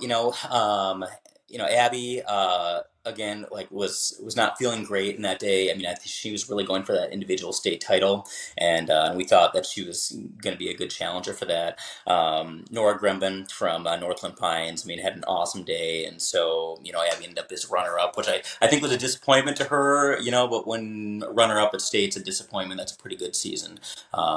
She'd run a course or a meet record at every single race up until then, and so, a super successful season. Willa Vigliota, our freshman, I mean, she was 13th overall, and so that was super helpful. And again, Julia Strzok was right up in there, and so our top 3 in the team scoring were super strong. Catherine, who had kind of a disappointing race for her at sectionals, she kind of was able to get back in there, and she was our 4th runner and had a great race for what we needed. And then Maeve True, that freshman volleyball player, former volleyball player that I was talking about, was our 5th runner. And then, of course, Cayman Sutter and Lily Nelson did a great job for us as our 5th and 6th runners, and our 6th and 7th. And so they're able to be in there and kind of do that for us. Well, you were expecting to be 9th. Where did you guys end up then? We're 5th. We took 5th. Yeah. So a great day for sure, and a fun season. Had to be a fun season, first year with the program, and it's been fun to get to know you, and hopefully our viewers also get a glimpse into kind of what it is about cross country too. That's made that team successful as well. So, Dave, thank you for the time here on our halftime show. Hey, I appreciate it. Thanks so much, Brad. All right, awesome. Dave Chancellor, head coach of our cross country team at Mount Horeb. You're number 1 for him, and team number 5 at Team State last weekend. More to come here on our halftime show as the Vikings take on Notre Dame Academy here on Level 3 on Wisco Radio. The Mount Horeb-Barneveld GridIron Club is an organization focused on assisting in the development of youth football players and raising funds for the Mount Horeb-Barneveld football program. The mission of the Mount Horeb-Barneveld GridIron Club is to work cooperatively with the Mount Horeb and Barneveld school districts to support the efforts of the Mount Horeb-Barneveld High School football program and the Mount Horeb-Barneveld youth football program. To learn more about the Mount Horeb-Barneveld GridIron Club or to find out ways to support the program, head to mhb-football.com. That's mhb-football.com. MOHO Fitness is Mount Horeb's family fitness center, providing 24/7, no-contract membership options for adults, families, seniors, and students. Parents, do you have a young athlete looking to take their training to the next level? Well, youth classes are offered to help young athletes understand how to train with correct exercise technique. Youth classes for 4th through 8th graders are offered after school every Monday through Thursday. For more information, visit mohofitness.com or email Jeff at mohofitness.com. Ritchie's Implement is Southwest Wisconsin's leading distributor of new and used farm equipment since 1961. With 4 convenient locations in Cobb, Darlington, Barneveld, and Lancaster, Ritchie's can serve you better. Stop in and see us, and you'll know why we're one of the largest Case IH agricultural dealers in Wisconsin. Visit ritchiesinc.com today to learn more. Located in the heart of beautiful Mount Horeb, Wisconsin, Norsk Golf Club boasts a tough but fair 9 holes that will be challenging and fun for golfers of all ages. Norsk Golf Club is dedicated to serving our community by creating a family-friendly destination for golf, outdoor recreation, and entertainment in every season while preserving the irreplaceable green space in the center of Mount Horeb. Don't forget about our bar and grill, bowling lanes, and to stop by and watch the Wisco Radio broadcasts. To book a tee time, visit us online at norskgolfclub.com or call 608-437-3399. That's 608-437-3399. Farmers Savings Bank is proud of their community banking tradition. Farmers Savings Bank is committed to providing a high level of customer service and products to enhance the well-being of the communities they serve. Whether it is for a home, farm, land, or business loan, Farmers Savings Bank has money to lend. Be sure to call your local Mount Horeb Farmers Savings Bank today at 437-2265. Farmers Savings Bank, member FDIC, equal housing lender.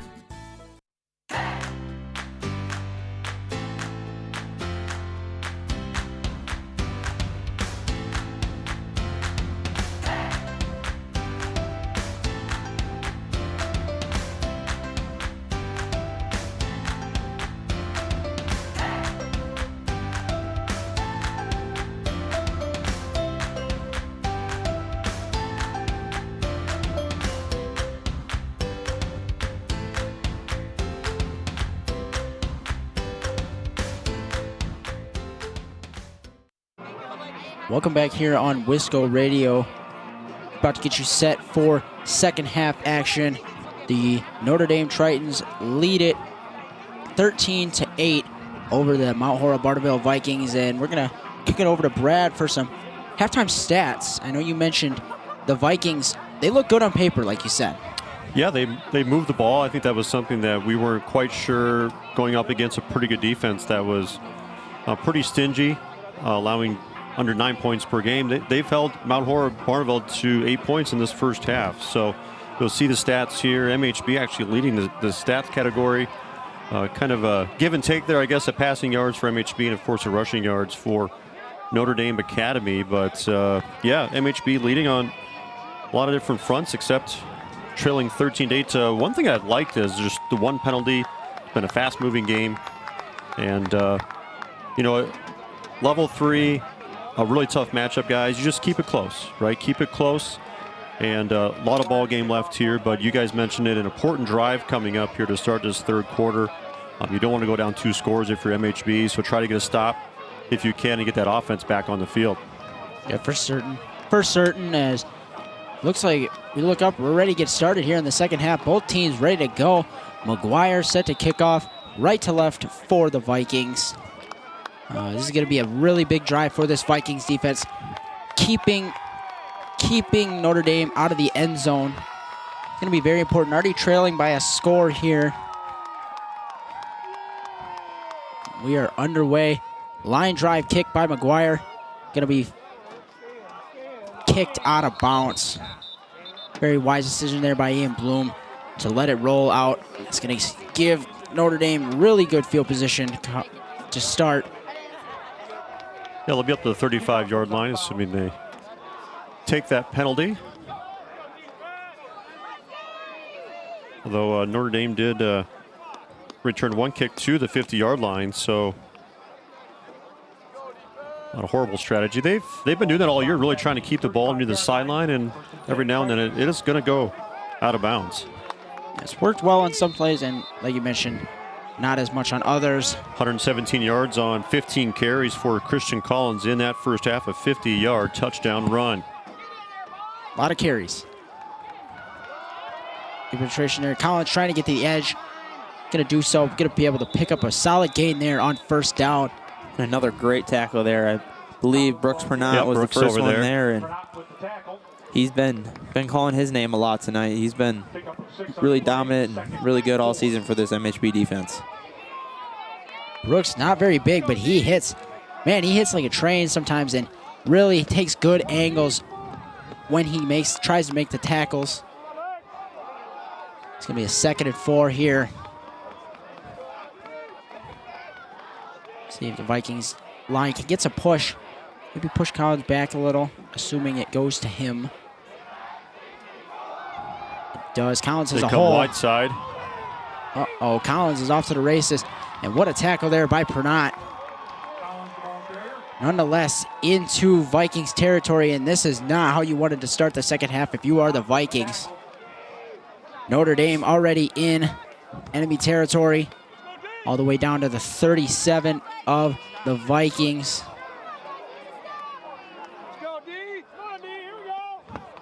Yeah, 22 yards on that, and if I don't know if you can hear out there, but a lot of people questioning if maybe there's some holds out there. It seems like there's been a couple opportunities that the last drive before the half ended, one of our players got tackled.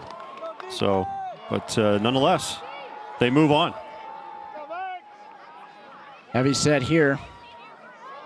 The give is to Collins. Tries to cut it upfield.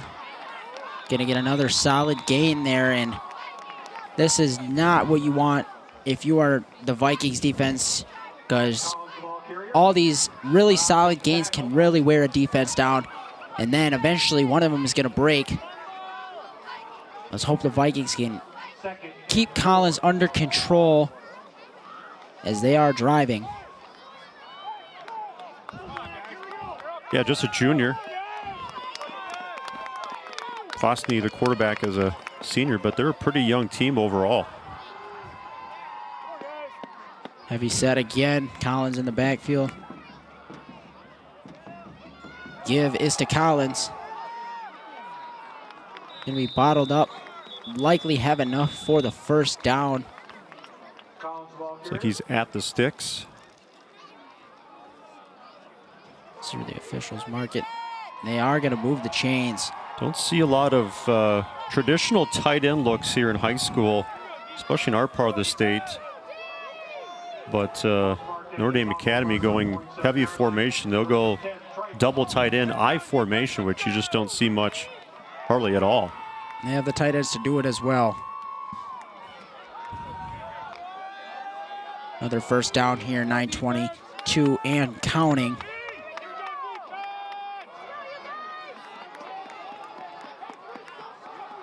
Wildcat. Collins looking for the edge. And he's run out of that formation every single time. That's the best job that they've done on that Wildcat formation. He still gets about 6. Yeah, and there's a reason he's averaging 12 yards per down. He just continues to eat this MHB D line and this whole defense. 20th carry of the night. Glossny has just thrown the ball 5 times. 2 of 5, but 20 carries on the night for Collins, who really, I think, is only averaging about 16 carries per game. They gotta stop him at some point and hope that fatigue gets to him and maybe get a turnover here. A turnover here would be the greatest possibility. Just holding him here be really nice. And what a play there. I believe Ryan Scogan in on the tackle. Yeah, threw him forward though across the 20-yard line. So it's going to be a third down and pretty manageable. It's going to be a really big third down. As Vikings need to get some penetration here and bring Collins down in the backfield. Force the Tritons to make a decision on 4th down. And they're going to run up to the line of scrimmage. Heavy set, of course. Give is to Collins. Bouncing it outside. And he is going to have enough for a Notre Dame first down. 5 more yards. Really, like we mentioned in pregame, is these runs of 5 to 7, 8 yards can really wear down a team. As drive did start around the 40, and that's all we've seen. And it's really like started to take a toll on this Vikings front. Yeah, they just keep the clock running too, so we're going to limit the opportunities for MHB here. Play number 9 of this drive.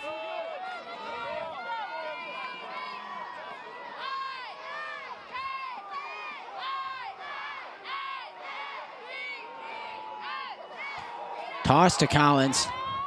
Has a little bit of room to work with. Tries to cut it back. Looks to gain about 5. Again, look like some holds potentially on that left side of the line, but they have been reluctant to throw any penalties to that regard. That's actually a hold on 34. That is a hold. It's tough to see, especially up here. It's happening multiple times, and there's nothing you can do about it. Just got to keep playing, but yeah, tough sled here for the MHB defense. Backs against the wall. 2nd and 4. And there's a flag. Just 2 penalties here tonight. They've both been on MHB. Not a single penalty called tonight on Notre Dame Academy. Looks like one of the down linemen for the Vikings got a little jumpy, wanting to get in the backfield. Put them up around the 6-yard line. Tough. Okay.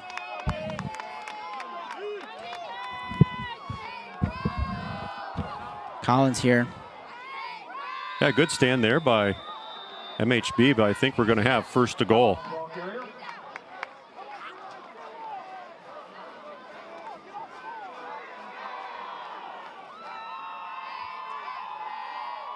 Play number 11 coming up. they are signaling 1st and goal. MHB really needing a goal line stand right now. Yeah, these multiple runs have definitely worn down this MHB defense here. Eating up half of this third quarter clock. Wildcat look here. Collins takes a snap, And Collins is into the end zone for a Notre Dame touchdown. Touchdown brought to you by Richie's Implement. 11 plays, 65 yards, everything on the ground. That's the Christian Collins show for sure.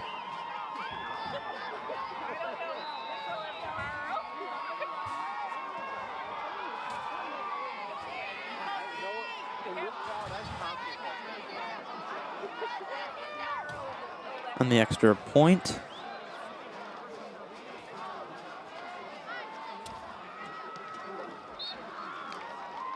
That one's up and good. Lead is extended 20-8.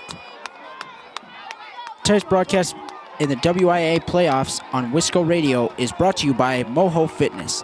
MOHO Fitness is offering youth classes to help young athletes understand how to train using correct exercise technique to help them get stronger, jump higher, run faster, and minimize the risk of injury.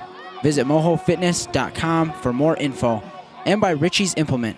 Richie's Implement is Southwest Wisconsin's leading distributor of new and used farm equipment since 1961. Visit richiesinc.com to learn more. Very tough drive for the Vikings defense, just getting worn down, and like we mentioned in pregame, that is something they really wanted to stay away from. Notre Dame doing a really good job staying ahead of the sticks there.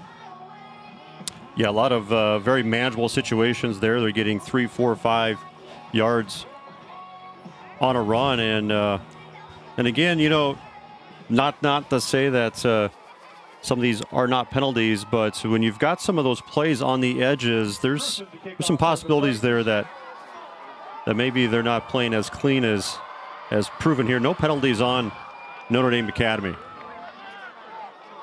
No wants to field the kickoff. Running right slips a little. Gonna take a good hit there.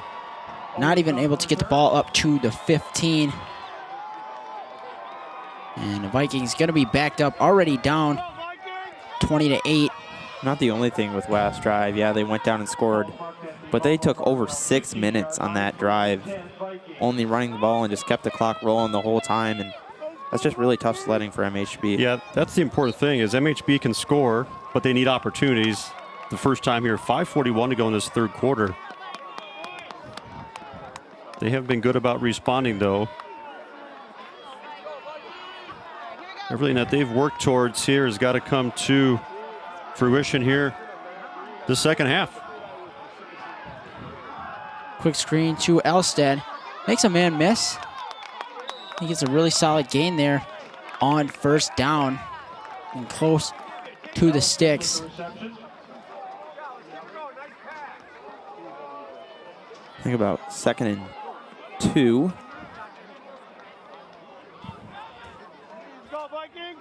This might be the play where you want to take a shot. They had a few shots with Keel in the first half, and he was there, just wasn't able to quite reel it in. Helgeson in the pistol. Give is to Owens, and wise play there, picking up the first down. Owens barreling his way forward for a couple. Taking it out to around the 27. Yeah, needed 2, got 4. 57 yards on 10 carries here tonight for Trenton Owens. He was limited last game. I think under close to like 36 yards last game. He's been pretty dominant himself.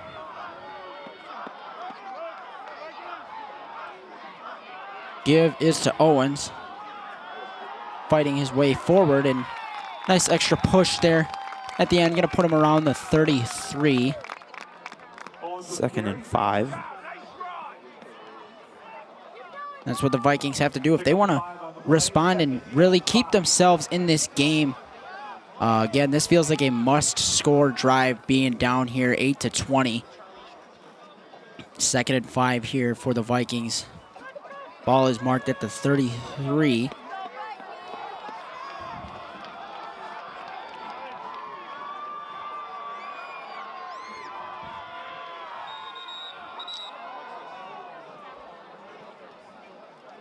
Flag on the play.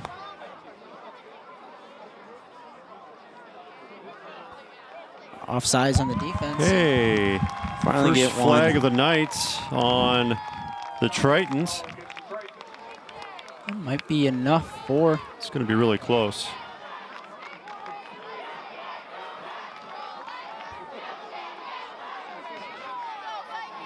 We're going to move them. It is going to be enough for a first down. It's always helpful. Just restarting the 6, staying ahead, and of course moving the ball upfield.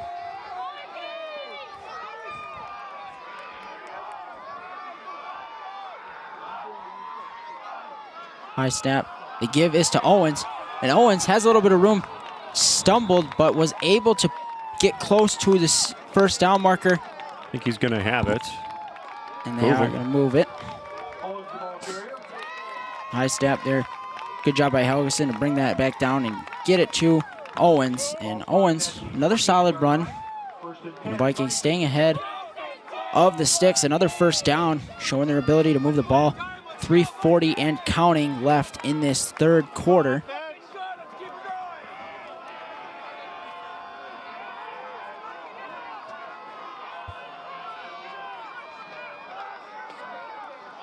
Give is to Owens again. And another solid gain there on first down. Yeah, this is where Owens is almost being met right at the line of scrimmage, and he continues to just fight for extra yards as he's more of a power back, fights through most of the blocks, and he does that well. Give him 6 on that. That was a good gain.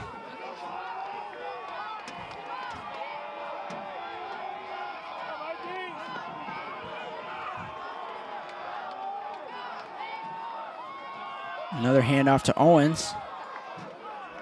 This time he's going to get stopped relatively quickly. Maybe gets it to about the 45.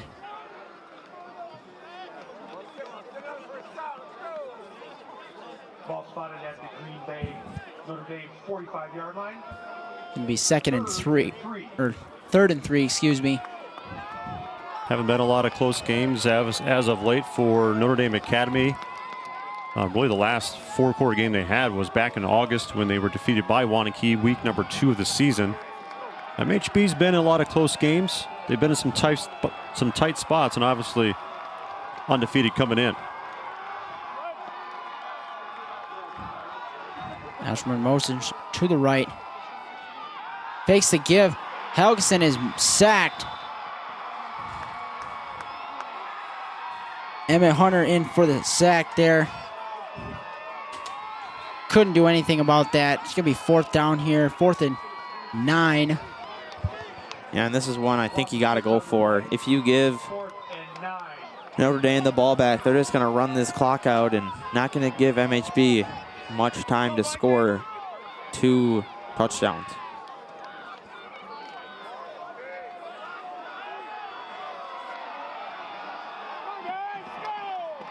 Here go 3 receivers to the left, 1 to the right. Helgeson in the shotgun. Drops back, looks Elsted's way, and he has Elsted for a first down inside of the 40. Good play to pick up the first on that one. And the Vikings back at business here inside of the 40. That's something MHB really needed there. It's like almost season on the line on that throw right there.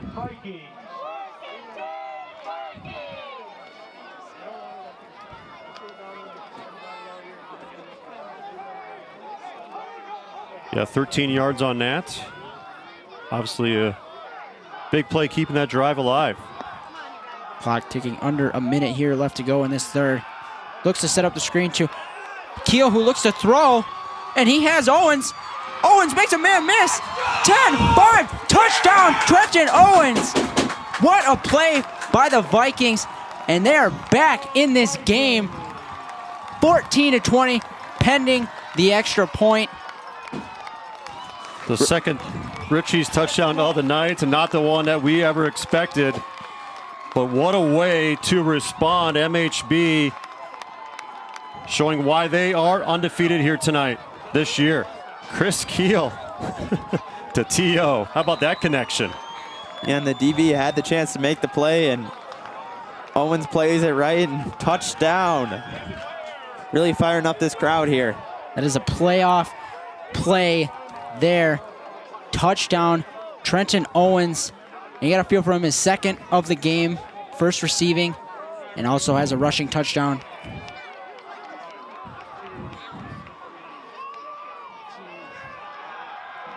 Pitch back to Helgeson on that one. To no avail. Failed two-point conversion. Still a 6-point game here.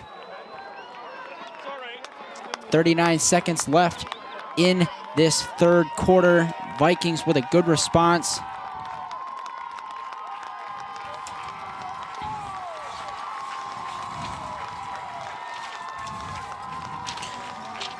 This broadcast is brought to you by the WIAA Department of Transportation. It's time to join the Buckle Up, Phone Down movement. The Wisconsin Department of Transportation challenges all Wisconsin drivers to put safety first by taking the two most important actions to prevent or survive a crash. Use your seatbelt on every trip and put down the phone when driving. Buckle up and phone down on every trip, every time.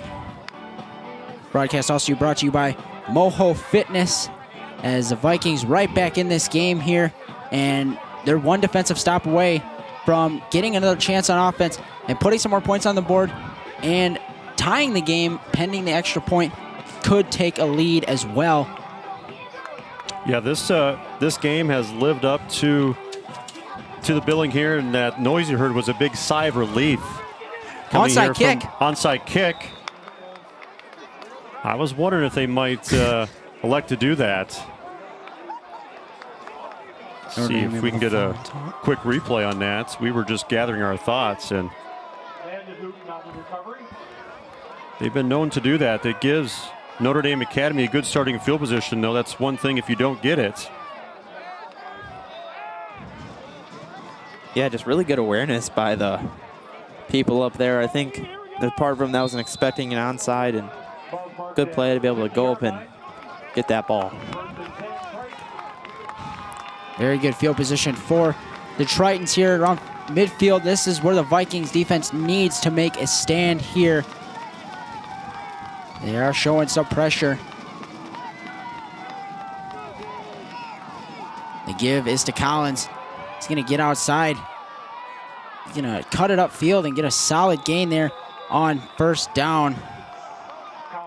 In this stretch by Collins, he just continues to just beat them to the edge, and they can't make a play on him. 6 more yards, 185 yards on a night on 26 carries. He has been their offense. Let's say that one again. That time, Pernot isn't able to make the tackles. He's been doing that all year, and it's not very often he misses one. See if they can get a good push here and maybe stop him in the backfield for a loss. Hasn't happened yet tonight. Takes the give. He's going to pass. Flanagan. And what a tackle by Chris Keel there. Athlete on athlete again. A negative play. Outstanding coverage by the junior. Way to fly out there. And that's not an easy tackle on that big guy, too. There's a textbook tackle there. And that was a negative play for the Tritons, and I think that is going to be the last play of this third quarter. Vikings trail 14-20. We'll have a third down when we come back for the fourth. This game on Wisco Radio, brought to you by MOHO Fitness. This Wisco Radio broadcast is brought to you by Samuelson Eye Care, Kittleson Landscape, Mount Horeb Utilities, First Weber Mark Nortman and Associates, Farmers Savings Bank, Mount Horeb Chiropractic, the Mount Horeb-Barneveld GridIron Club, Richie's Implement, MOHO Fitness, and North Golf Club. Welcome in here on Wisco Radio for the start of the fourth quarter. This game is brought to you again by MOHO Fitness. Notre Dame leads 20-14, but we have a third down and one of the more key moments of this game coming up. 3rd and 6 for the Tritons, and the Vikings coming off a very big play to end the third quarter, tackling Flanagan in the open field behind the line of scrimmage. Yeah, maybe 4-down territory here for Notre Dame Academy. Heavy set again. It's going to be Bloom trying to get to the outside, and Bloom is going to do so, and just enough for the first down. Just got to the edge before the Vikings did.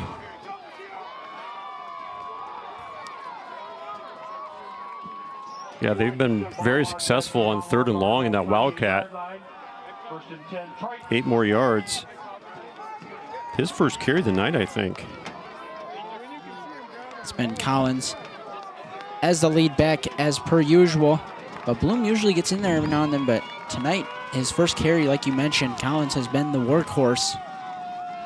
They're going to go heavy set again here, while just inside the 40-yard line of the Vikings. Handoff goes to the right. Collins cuts it upfield, gets a solid gain there on first down. See where his ball is officially spotted. Yeah, they've really just worked that stretch play. Could cut back. He's a single cut and go type of back.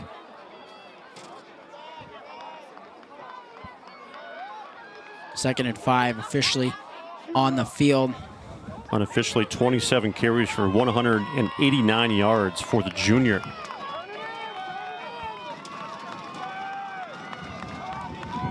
Come on, we need a negative play here if you're a Vikings fan. Give up the middle to Collins. Gonna get close to the sticks. I think he's gonna have it. So MHB electing to go onside kick, and it's one of those plays where if you catch the team off guard and get it, you're in great shape, but you give this team a short field, and that's what they're stacked up against right now. Trying to make a stand, 6 yards on that one. Yeah, and they've had a little bit of success throughout the year on those onside kicks, kind of come at the most random, unexpected times, which really works out in their favor. Christian Collins has not fumbled yet this year. He's been the workhorse here tonight. 1st and 10 here.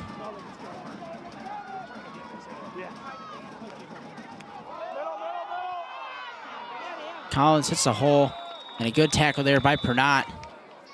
Collins has some room to work with. I believe that was actually Bloom on the carry. Giving Collins a break. Much deserved in this point of the game, as he has been their workhorse on offense, nearing 200 yards on the ground, I believe. 195 and 28 carries. He's back in. 2nd and 5 here. MHB could really use a 4th fumble right here. They haven't done that a lot this season, but that could be huge. See if this defense can lift this team right now.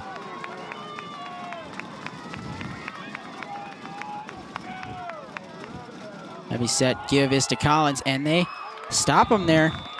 Gets a couple, but they have a shot here on 3rd down. And like you guys were mentioning, a turnover would be really nice here. They haven't done it much all year, but lately in the playoffs, they've been getting a couple of turnovers and a little bit at the end of the year as well.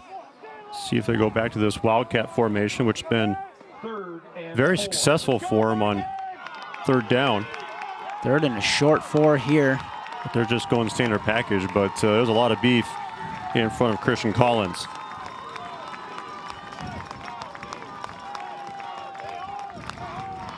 Collins gets the carry, cuts it upfield, and they're going to stop him. See where it's officially marked? At the 19 approximately, 2 more yards. It's going to be a 4th and short. 4th and 1 on the field. Maybe 2 yards. 2 is what they're calling it. Short 2. Definitely one you're going to go for. They're quick up to the line. Vikings showing pressure. They know what's coming. Collins tries to get there, and he is not going to be able to. Ooh, let's see where that spot is at. Let's see where that spot is at.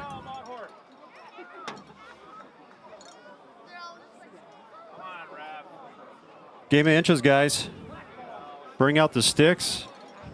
This is the measurement of the year for the Vikings coming up right now. Did this defense get the stop? Keep on stretching that chain. It's short. He's short. They got it, and game of inches, guys. They have the ball. Needed 2, got 1, and 1.9. And I think that's a good spot.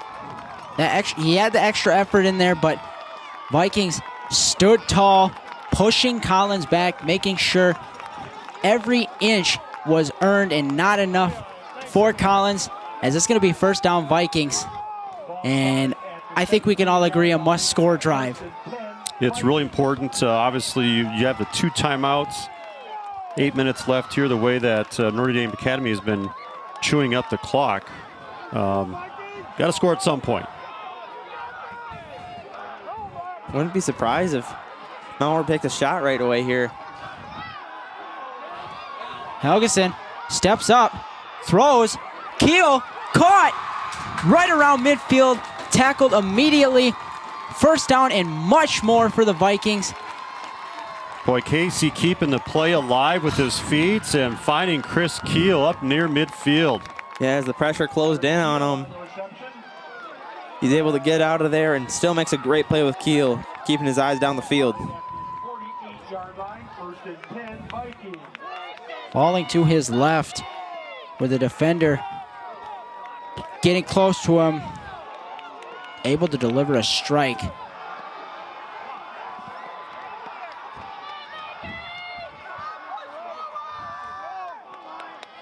The give is to Owens. Run into a mass of Triton defenders. Gets it across midfield though. Solid gain on first down, and it's going to be a really good gain actually. I didn't think he made it that far. Nonetheless, 2nd and 5 we have. Yeah, I guess he did just kind of extend his body out and ended up getting a nice gain there. Game of inches, and every inch mattered there. 2nd and 5 now. 7-18 and counting. Helgeson in the pistol. He has one receiver to his left, one right. Keeps her. Makes a man miss. Gonna get close. Casey gets a first down. Gets a really right nice on the stick here. Push from, I believe that was Austin Lightfried behind him. Helped him push his way to the first down. Yeah, good extra effort here.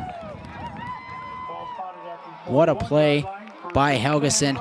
And what a play by Livefried to keep pushing the pile and get the first down, keep the sticks moving. Yeah, it's been tough sledding for Casey running the ball here tonight. He's been, unfortunately, sacked a few times here, just -1 yard, but the results are what really matter. Yeah, getting those really nice runs when you need them most, like right there.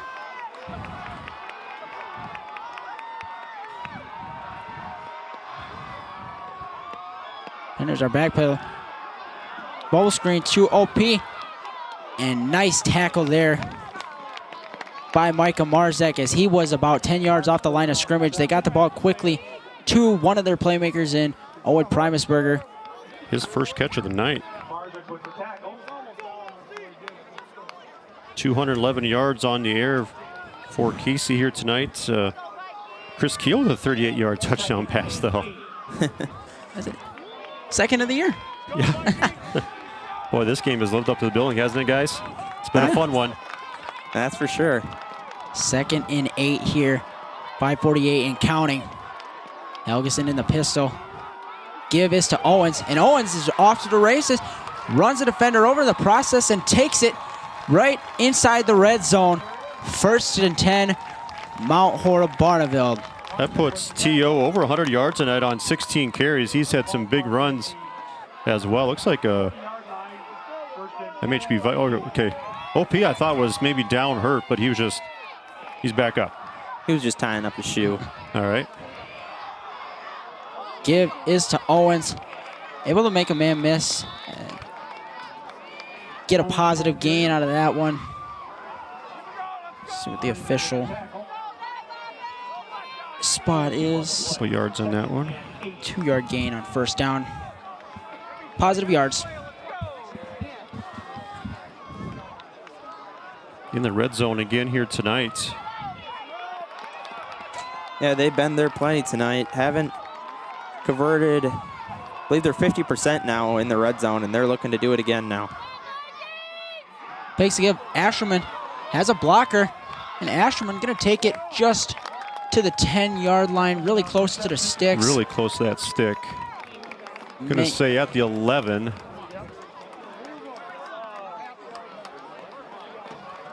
That's one there for Ashman. We got to notice where the line to gain is and just dive right forward for it almost. 84 yards on 5 receptions for the junior.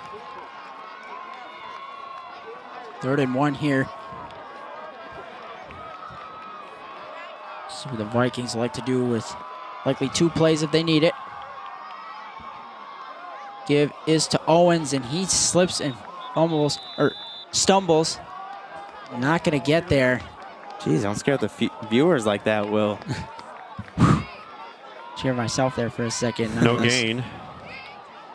And this is 4th and inches. Like you guys were saying earlier, it's a game of inches. MHB needs to make a play here. One way or the other. Find a way. See what they do. I would see maybe a possibility of a read option, giving Helgeson the option to either keep it himself or give the ball to Owens. Pushing him forward. Owens gets there. Extra effort. Defense was at his ankles. He sidesteps him. 1st and goal to go for the Vikings. And they are really running down this clock. There's under 4 minutes now. Up near the 8-yard line. Actually, we'll call it the 9-yard line. Gaining 2, needed 1.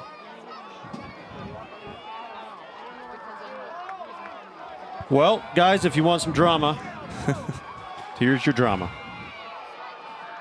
We have some here.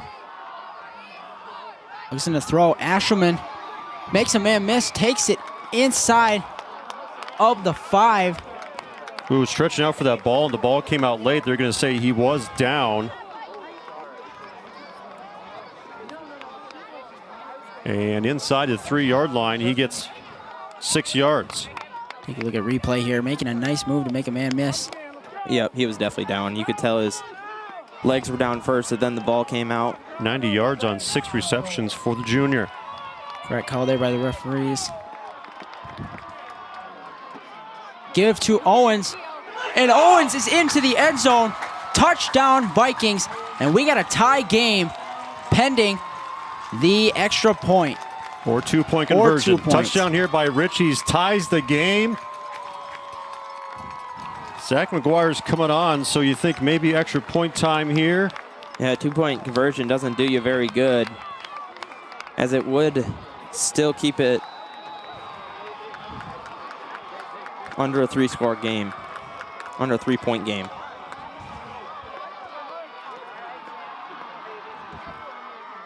Here's the kick.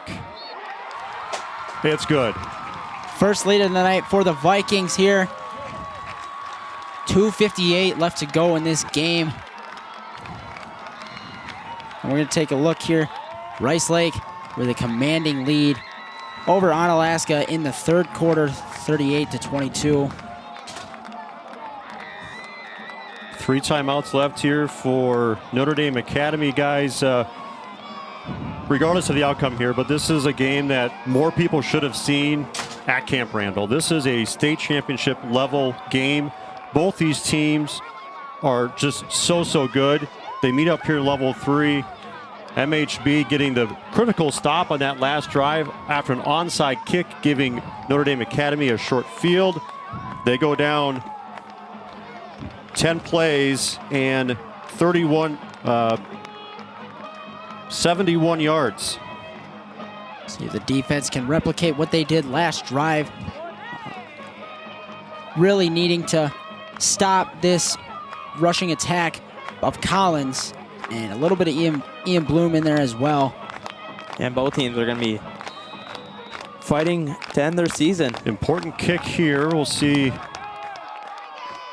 Zach hasn't shown that he can get it to the goal line. So do you elect to try to keep it near the sideline? And if it goes out of bounds, then you take your chances. Guess we'll find out. It's on the ground. Short play fielder on the 20. Collins up running. He's going to get it across the 40 into about the 42-yard line. Going to start in good field position for Notre Dame. He's just a really difficult guy to bring down, and you definitely hear the crowd standing up and letting those teams know. They got their rally towels, rally rags, really trying to keep this energy alive and help do their part to help the Vikings get a stop here. There's a guy wide open. Vikings got it covered. Timeout. And they're going to call field. timeouts here. So Chris has been matched up more often than not on Flanagan. That's where he was, but they had a guy uncovered here. So MHB obviously needs to take a timeout in that situation. Yeah, good awareness there by St. Arnold to see what was going on and call that timeout to make sure his defense adjusted right. Just 6 pass attempts here on the night for the Tritons. They are 3 of 6, and of course the big one coming, a 57-yard touchdown pass in that second quarter. But it's been the play of Christian Collins, 200 yards on 31 carries. And he has been the workhorse, but this MHB team, guys, they got to stop, and the offense went down and scored, and they have put themselves in a position here leading late in this fourth quarter at home. Yeah, and I think, like you mentioned, that touchdown pass early in the game for Notre Dame Academy, I think that's a play. Obviously, you want, as a defense, you want all scoring plays back, but that one is specific as the receiver just got behind the coverage and walked in essentially for the touchdown. 1st and 10 here for Notre Dame. They're coming on the shotgun.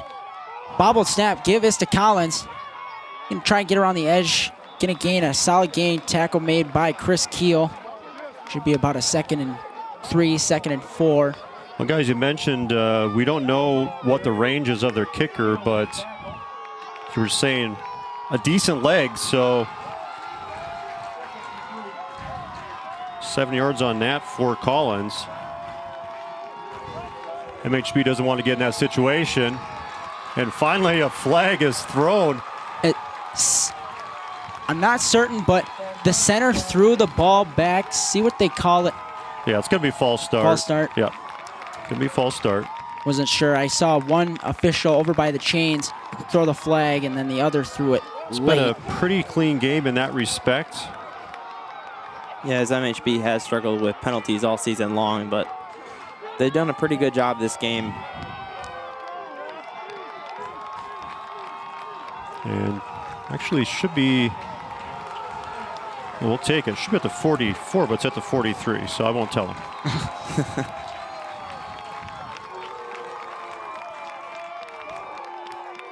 Collins cuts it upfield. Collins. Got to get a head on him. Collins inside of the big time 20. run. Boy, he's just done it time and time again. You know it's coming. You can't stop it. Reversing field there. Ellison with the tackle.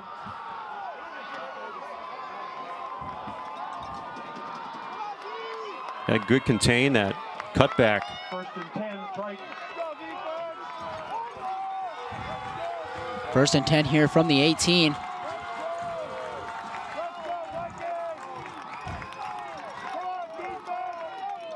The give is to Collins. Initially hit, but managed to stay on his feet there. Pick up extra yards, get closer to the first down. See where it's officially marked. 2nd and 1 is what it's going to be. 2nd and 2. 2nd and 2. Getting up to the 10-yard line.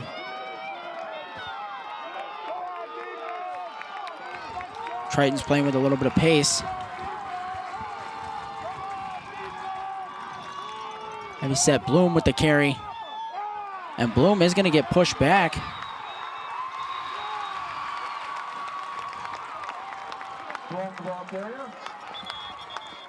Stoner with the tackle. We're looking at a 3rd down here.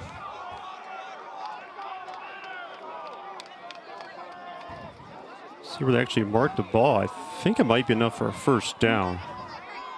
It is. Timeout, Mount Horeb-Barneveld.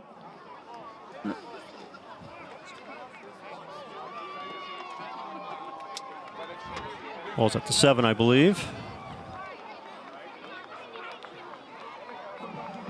Big play by Christian Collins, a 50-yard run when the MHB defense needed to get a stop. Live look in here to the Rice Lake Onalaska game, and Rice Lake is up 38-22.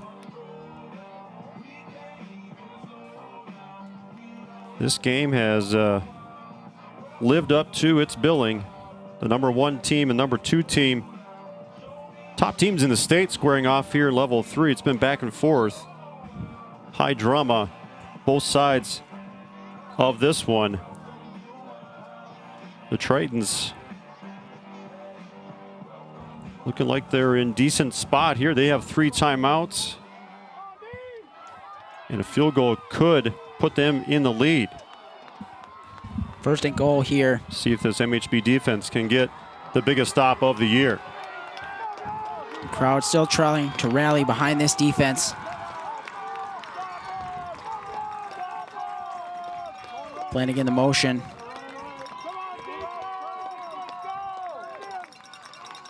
Give is to Collins.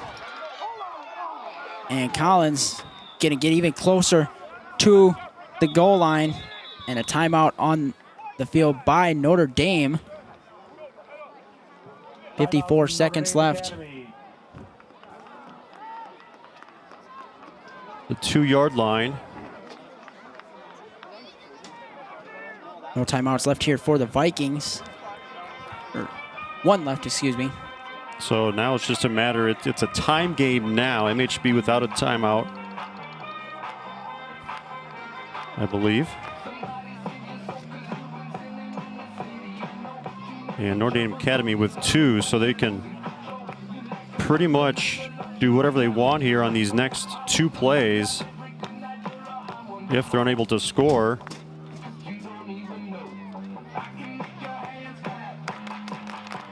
Boy, the big run by Christian Collins, though, is the biggest moment of this night, unless this MHB defense has some magic. Can they keep the season alive?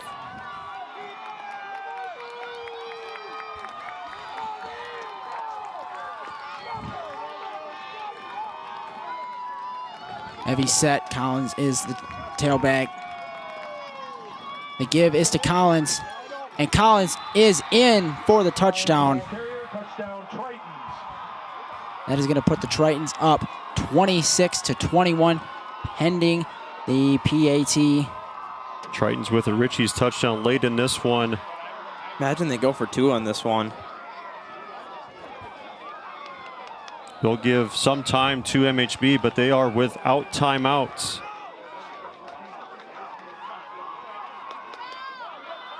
Keep the faith, Vikings. Keep the faith. Timeout on the field by the Tritons, and with 51 seconds left in this game, we know the Vikings can score quick, but they are really going to be tested against this elite defense of Notre Dame, and with no timeouts here. Yeah, the Tritons go down and score. They got the ball at the 42-yard line, but just 7 plays later, again, just the work of Christian Collins, who's been amazing here tonight. 35 carries for 266 yards. He's got 3 touchdowns to his credit here tonight. And it's one thing to be good at what you do, but they are just really, really good at what they do. And you know it's coming every single time, and they're so good up front, and he's so good. It poses just a tough challenge going up against this team. Yeah, there's a reason they came into this game with so many rushing touchdowns, and 56 of them. Yeah, that's not something you see on every stat sheet. So obviously they call the timeouts here to go for 2 instead of the extra point. Big moment here.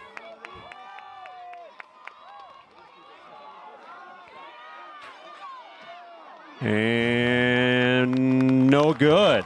All right. So that's an untimed down. A little bit of momentum there for the Vikings defense. Vikings team as a whole, they can use any bit of it. See what Notre Dame decides to do with this kickoff, where they decide to try to kick it. Both teams with 5 possessions on the night, 4 touchdowns for Notre Dame and 3 for MHB. They had 2 drives to start the game that end at the 25 and 27-yard line without any points. They find themselves down 5 with a little bit of time. So again, a first down in high school, the clock does stop. They've got big playmakers. See if this number 1 team can find their way to the end zone and win this thing and keep the season alive. It's been a fun one. See if the Vikings have some magic.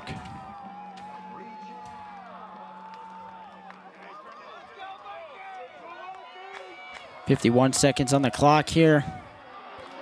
See if they like to go deep or maybe try to keep it on the ground. And they're going deep again. Gonna go out the back of the end zone. Owens nor Primusburger are gonna like to try and make something happen. Conserve as much time as possible. 80 yards. 80 yards, 50 seconds, no timeouts. No timeouts, so sacks here cannot have it. Are problematic. I think they're going to probably just try to work the sideline here, look for those chances downfield.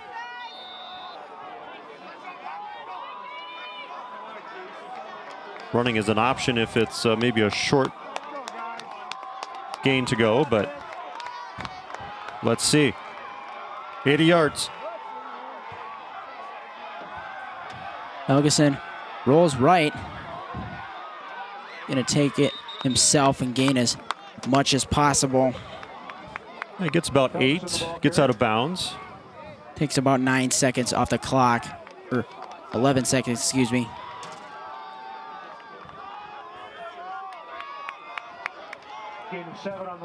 And that's okay. Get some positive yards, get out of bounds, stop the clock. It's not a sack. Yep.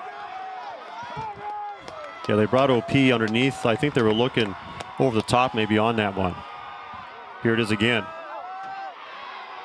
Just throws it to the sidelines there. Yeah, they're kind of bringing OP in the short route, and they've got Chris coming behind him.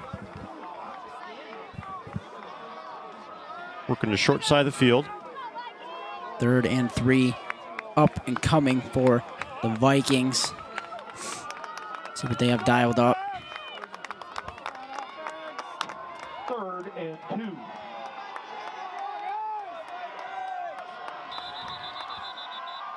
Timeout by Notre Dame as they didn't like what they saw.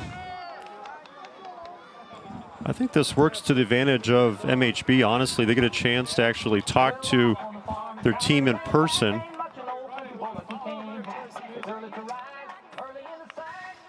See if they can draw something up here. Scheme one of their playmakers open, get a big chunk play. 40 seconds to work with. It's doable. Yeah. I just keep thinking back to earlier in the year against Defoe, where at the end of the first half, Kiel had that long touchdown. Something like that, you know, just getting a one-on-one opportunity where one of your playmakers give one of them a chance and see if he can come down with something. They do keep Chris on the short side of the field. He and Owen Ashelman near side of us, right of Casey Helgeson. So looks Kiel's way, and it's going to be incomplete. Nearly intercepted. Very good defense there by Charlie Hornacek. 4th and 2. Yep, incomplete. 4th down and 2. Does the season continue?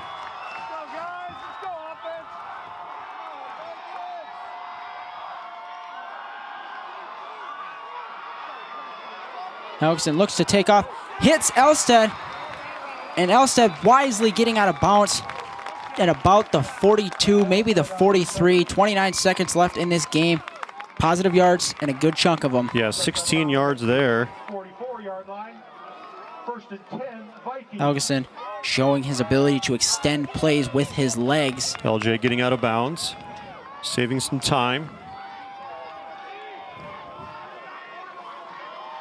Yeah, instead of electing to run for that first down, Casey gets 16 yards through the air. Yeah, that's one of the benefits of when quarterbacks get outside of the pocket is seeing if you can have some receivers get open. Helgeson drops back. He is looking deep. And it is knocked down. Couple of receivers in the area. Couple of defenders as well. Pass number 25 on the night for Casey, 241 yards through the air. Helgeson's pass is incomplete. I don't mind it. Looking deep, seeing if he can get something. Obviously, clock stop with a first down. We'll take 56 more.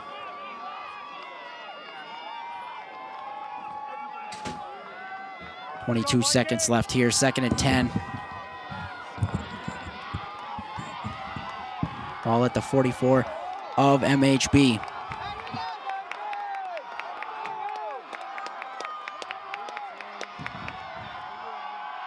Comes a screen maybe. Gets it to Elstead. Gets the first down. And he gets out of bounds inside of the 40. Nice little crosser there. Extending the play. 15 seconds left. Vikings moving the ball. Giving themselves a shot. See how much more attempts they'll get before they have to look towards the end zone. Green Bay Notre Dame 38-yard line. First and 10, Vikings.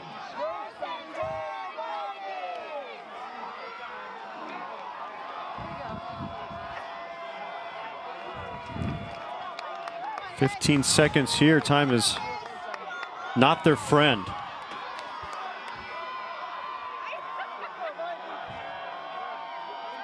Helgeson drops back, looking for T.O. And a little bit overshot him a little bit. In coverage there was Micah Marzek. 11 seconds left in this game. I like the idea. Sending T.O. out of the backfield. Yeah, see if you can get something, get half this distance and then give yourself one last chance at the end zone. It's got to be near the sideline to get out of bounds. With 11 seconds left, you're thinking maybe 2 plays, maybe a third max to get in the end zone for the Vikings. Defenders for Notre Dame mostly playing 10 yards or more back. Helgeson drops back, looks T.O.'s way. He's going to take it up to about the 30 and makes a man miss. Takes it to about the 20. 5 seconds left in the game. Most likely the last play of the game. 17 yards on that. Very wise move there by Owens to not try and make a cut inside towards the middle of the field necessarily. Making sure to stay close to the sideline. Watching the clock. And this is likely their last chance. They're going to have 3 receivers to the right, none to the left. High snap. Helgeson throws it in the air. Pass is batted down, and that is it. Notre Dame Academy advances to the semifinals. And the Vikings lose in a very close game, 26-21. What a season. What a season. Back and forth game here in a game that really should have been a game at Camp Randall, I believe. I think a lot of people felt that. Notre Dame comes down here as a 2 seed and they move on. This was a special game, guys, and it's tough to lose level 3 like this. Obviously, you feel for this team, but you lose to one of the top teams in the state. So this game could have gone either way. Obviously, MHB scoring late with just over 2 minutes ago in that fourth quarter, and the Tritons go down and respond, and that sealed the deal. MHB gave it a ride. They gave themselves a chance. Yeah, I think looking back at it, and in my personal opinion, the one play was that deep passing touchdown where the receiver just got behind the coverage. And, of course, it's not just one play that mainly decides football games, but that is one you really want back if you are a Vikings fan, player, or coach. Big-time nights here tonight for Christian Collins, a junior. 35 rushes for 266 yards. He was the offense for the Tritons in this level 3 game. The stars for MHB, they showed up here tonight. Casey Helgeson, 271 yards through the air on 28 pass attempts. Receptions by Chris Keel, 5 for 91. LJ, 6 for 71. Owen Ashelman, 6 receptions for 90. Trenton Owens with 2 receptions, 45 yards, and a touchdown from Chris Keel, a passing touchdown, 37 yards. And the defense made some plays as well, too, guys, but it does. It comes down to small plays here or there. There was the touchdown that wasn't called a touchdown that LJ had near the end zone there. And those 2 trips to the red zone to start the game come back to hurt MHB in the end, but a good back and forth game. And again, this is one that if you appreciate football, you know there was 2 good teams out there, and this really could have gone either way. And it's always tough season when you lose like this, but they gave it their all, gave themselves a chance. You've got a chance in the end zone, right, to win the game. Yeah, and like you mentioned, coming into this game, the Tritons averaged 48 points a game, and you look at the screen, 26 points allowed. That's got to be a small little win for this Vikings team. Obviously, not able to pull out the win here, but holding a team who could score in any way, really, through the air, on the ground, and you held them in check. So just good to see. Heartbreaking to end the season like this, especially for the seniors. They gave it their all, and they really, really wanted to win, and they couldn't pull it out. Yeah, an undefeated season. It's that's the pain, that's the joy. You see it all in sports. Only one team at the end is able to raise that gold ball, and I think these 2 teams here. I think. The winner of this game's got a pretty good chance, I think, of doing that, and it's unfortunate that they met here at this stage. You want to play this game perhaps on the biggest stage, but it didn't happen this year, and the season comes to end. Their first loss of the year, level 3, but nothing to hang their heads on, right? This was a phenomenal season, and they gave it all. Really want to thank everyone who's been involved here in these playoffs. Our camera crew here as of late, Lorton Hashani, Devin Uptigraw, Cam Goodwin helping us out as well.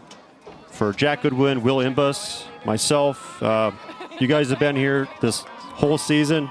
It's been a fun ride, and that's all you can hope for. Want to thank you guys for your dedication to what we do here at Wisco Radio. Phenomenal job. And you guys have sacrificed a lot to watch this team, but hopefully it's been a fun ride for you guys. We really want to thank Blaine Bestel, Cam Cameron, who really put together a top-notch product. And thank you for all of our viewers and listeners all season long. It's been fun, right? Yeah, for certain. It's truly been an honor over the last 3 years to get to work with some great guys calling these football games. Wouldn't trade it for anything.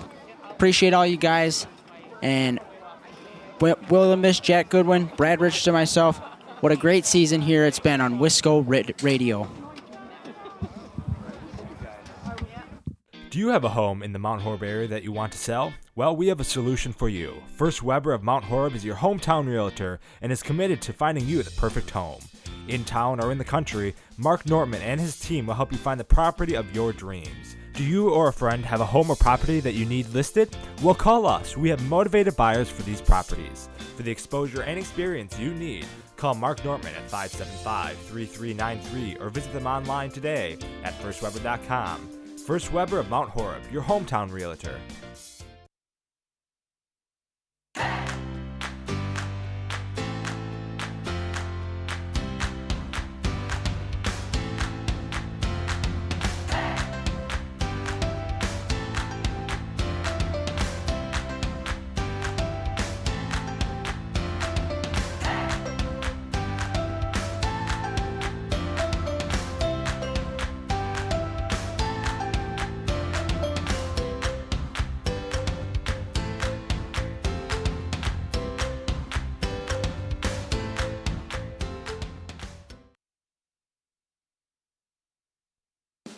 This Wisco Radio broadcast is brought to you by Samuelson Eye Care, Kittleson Landscape, Mount Horeb Utilities, First Weber Mark Nortman and Associates, Farmers Savings Bank, Mount Horeb Chiropractic, the Mount Horeb-Barneveld GridIron Club, Richie's Implement, MOHO Fitness, and North Golf Club.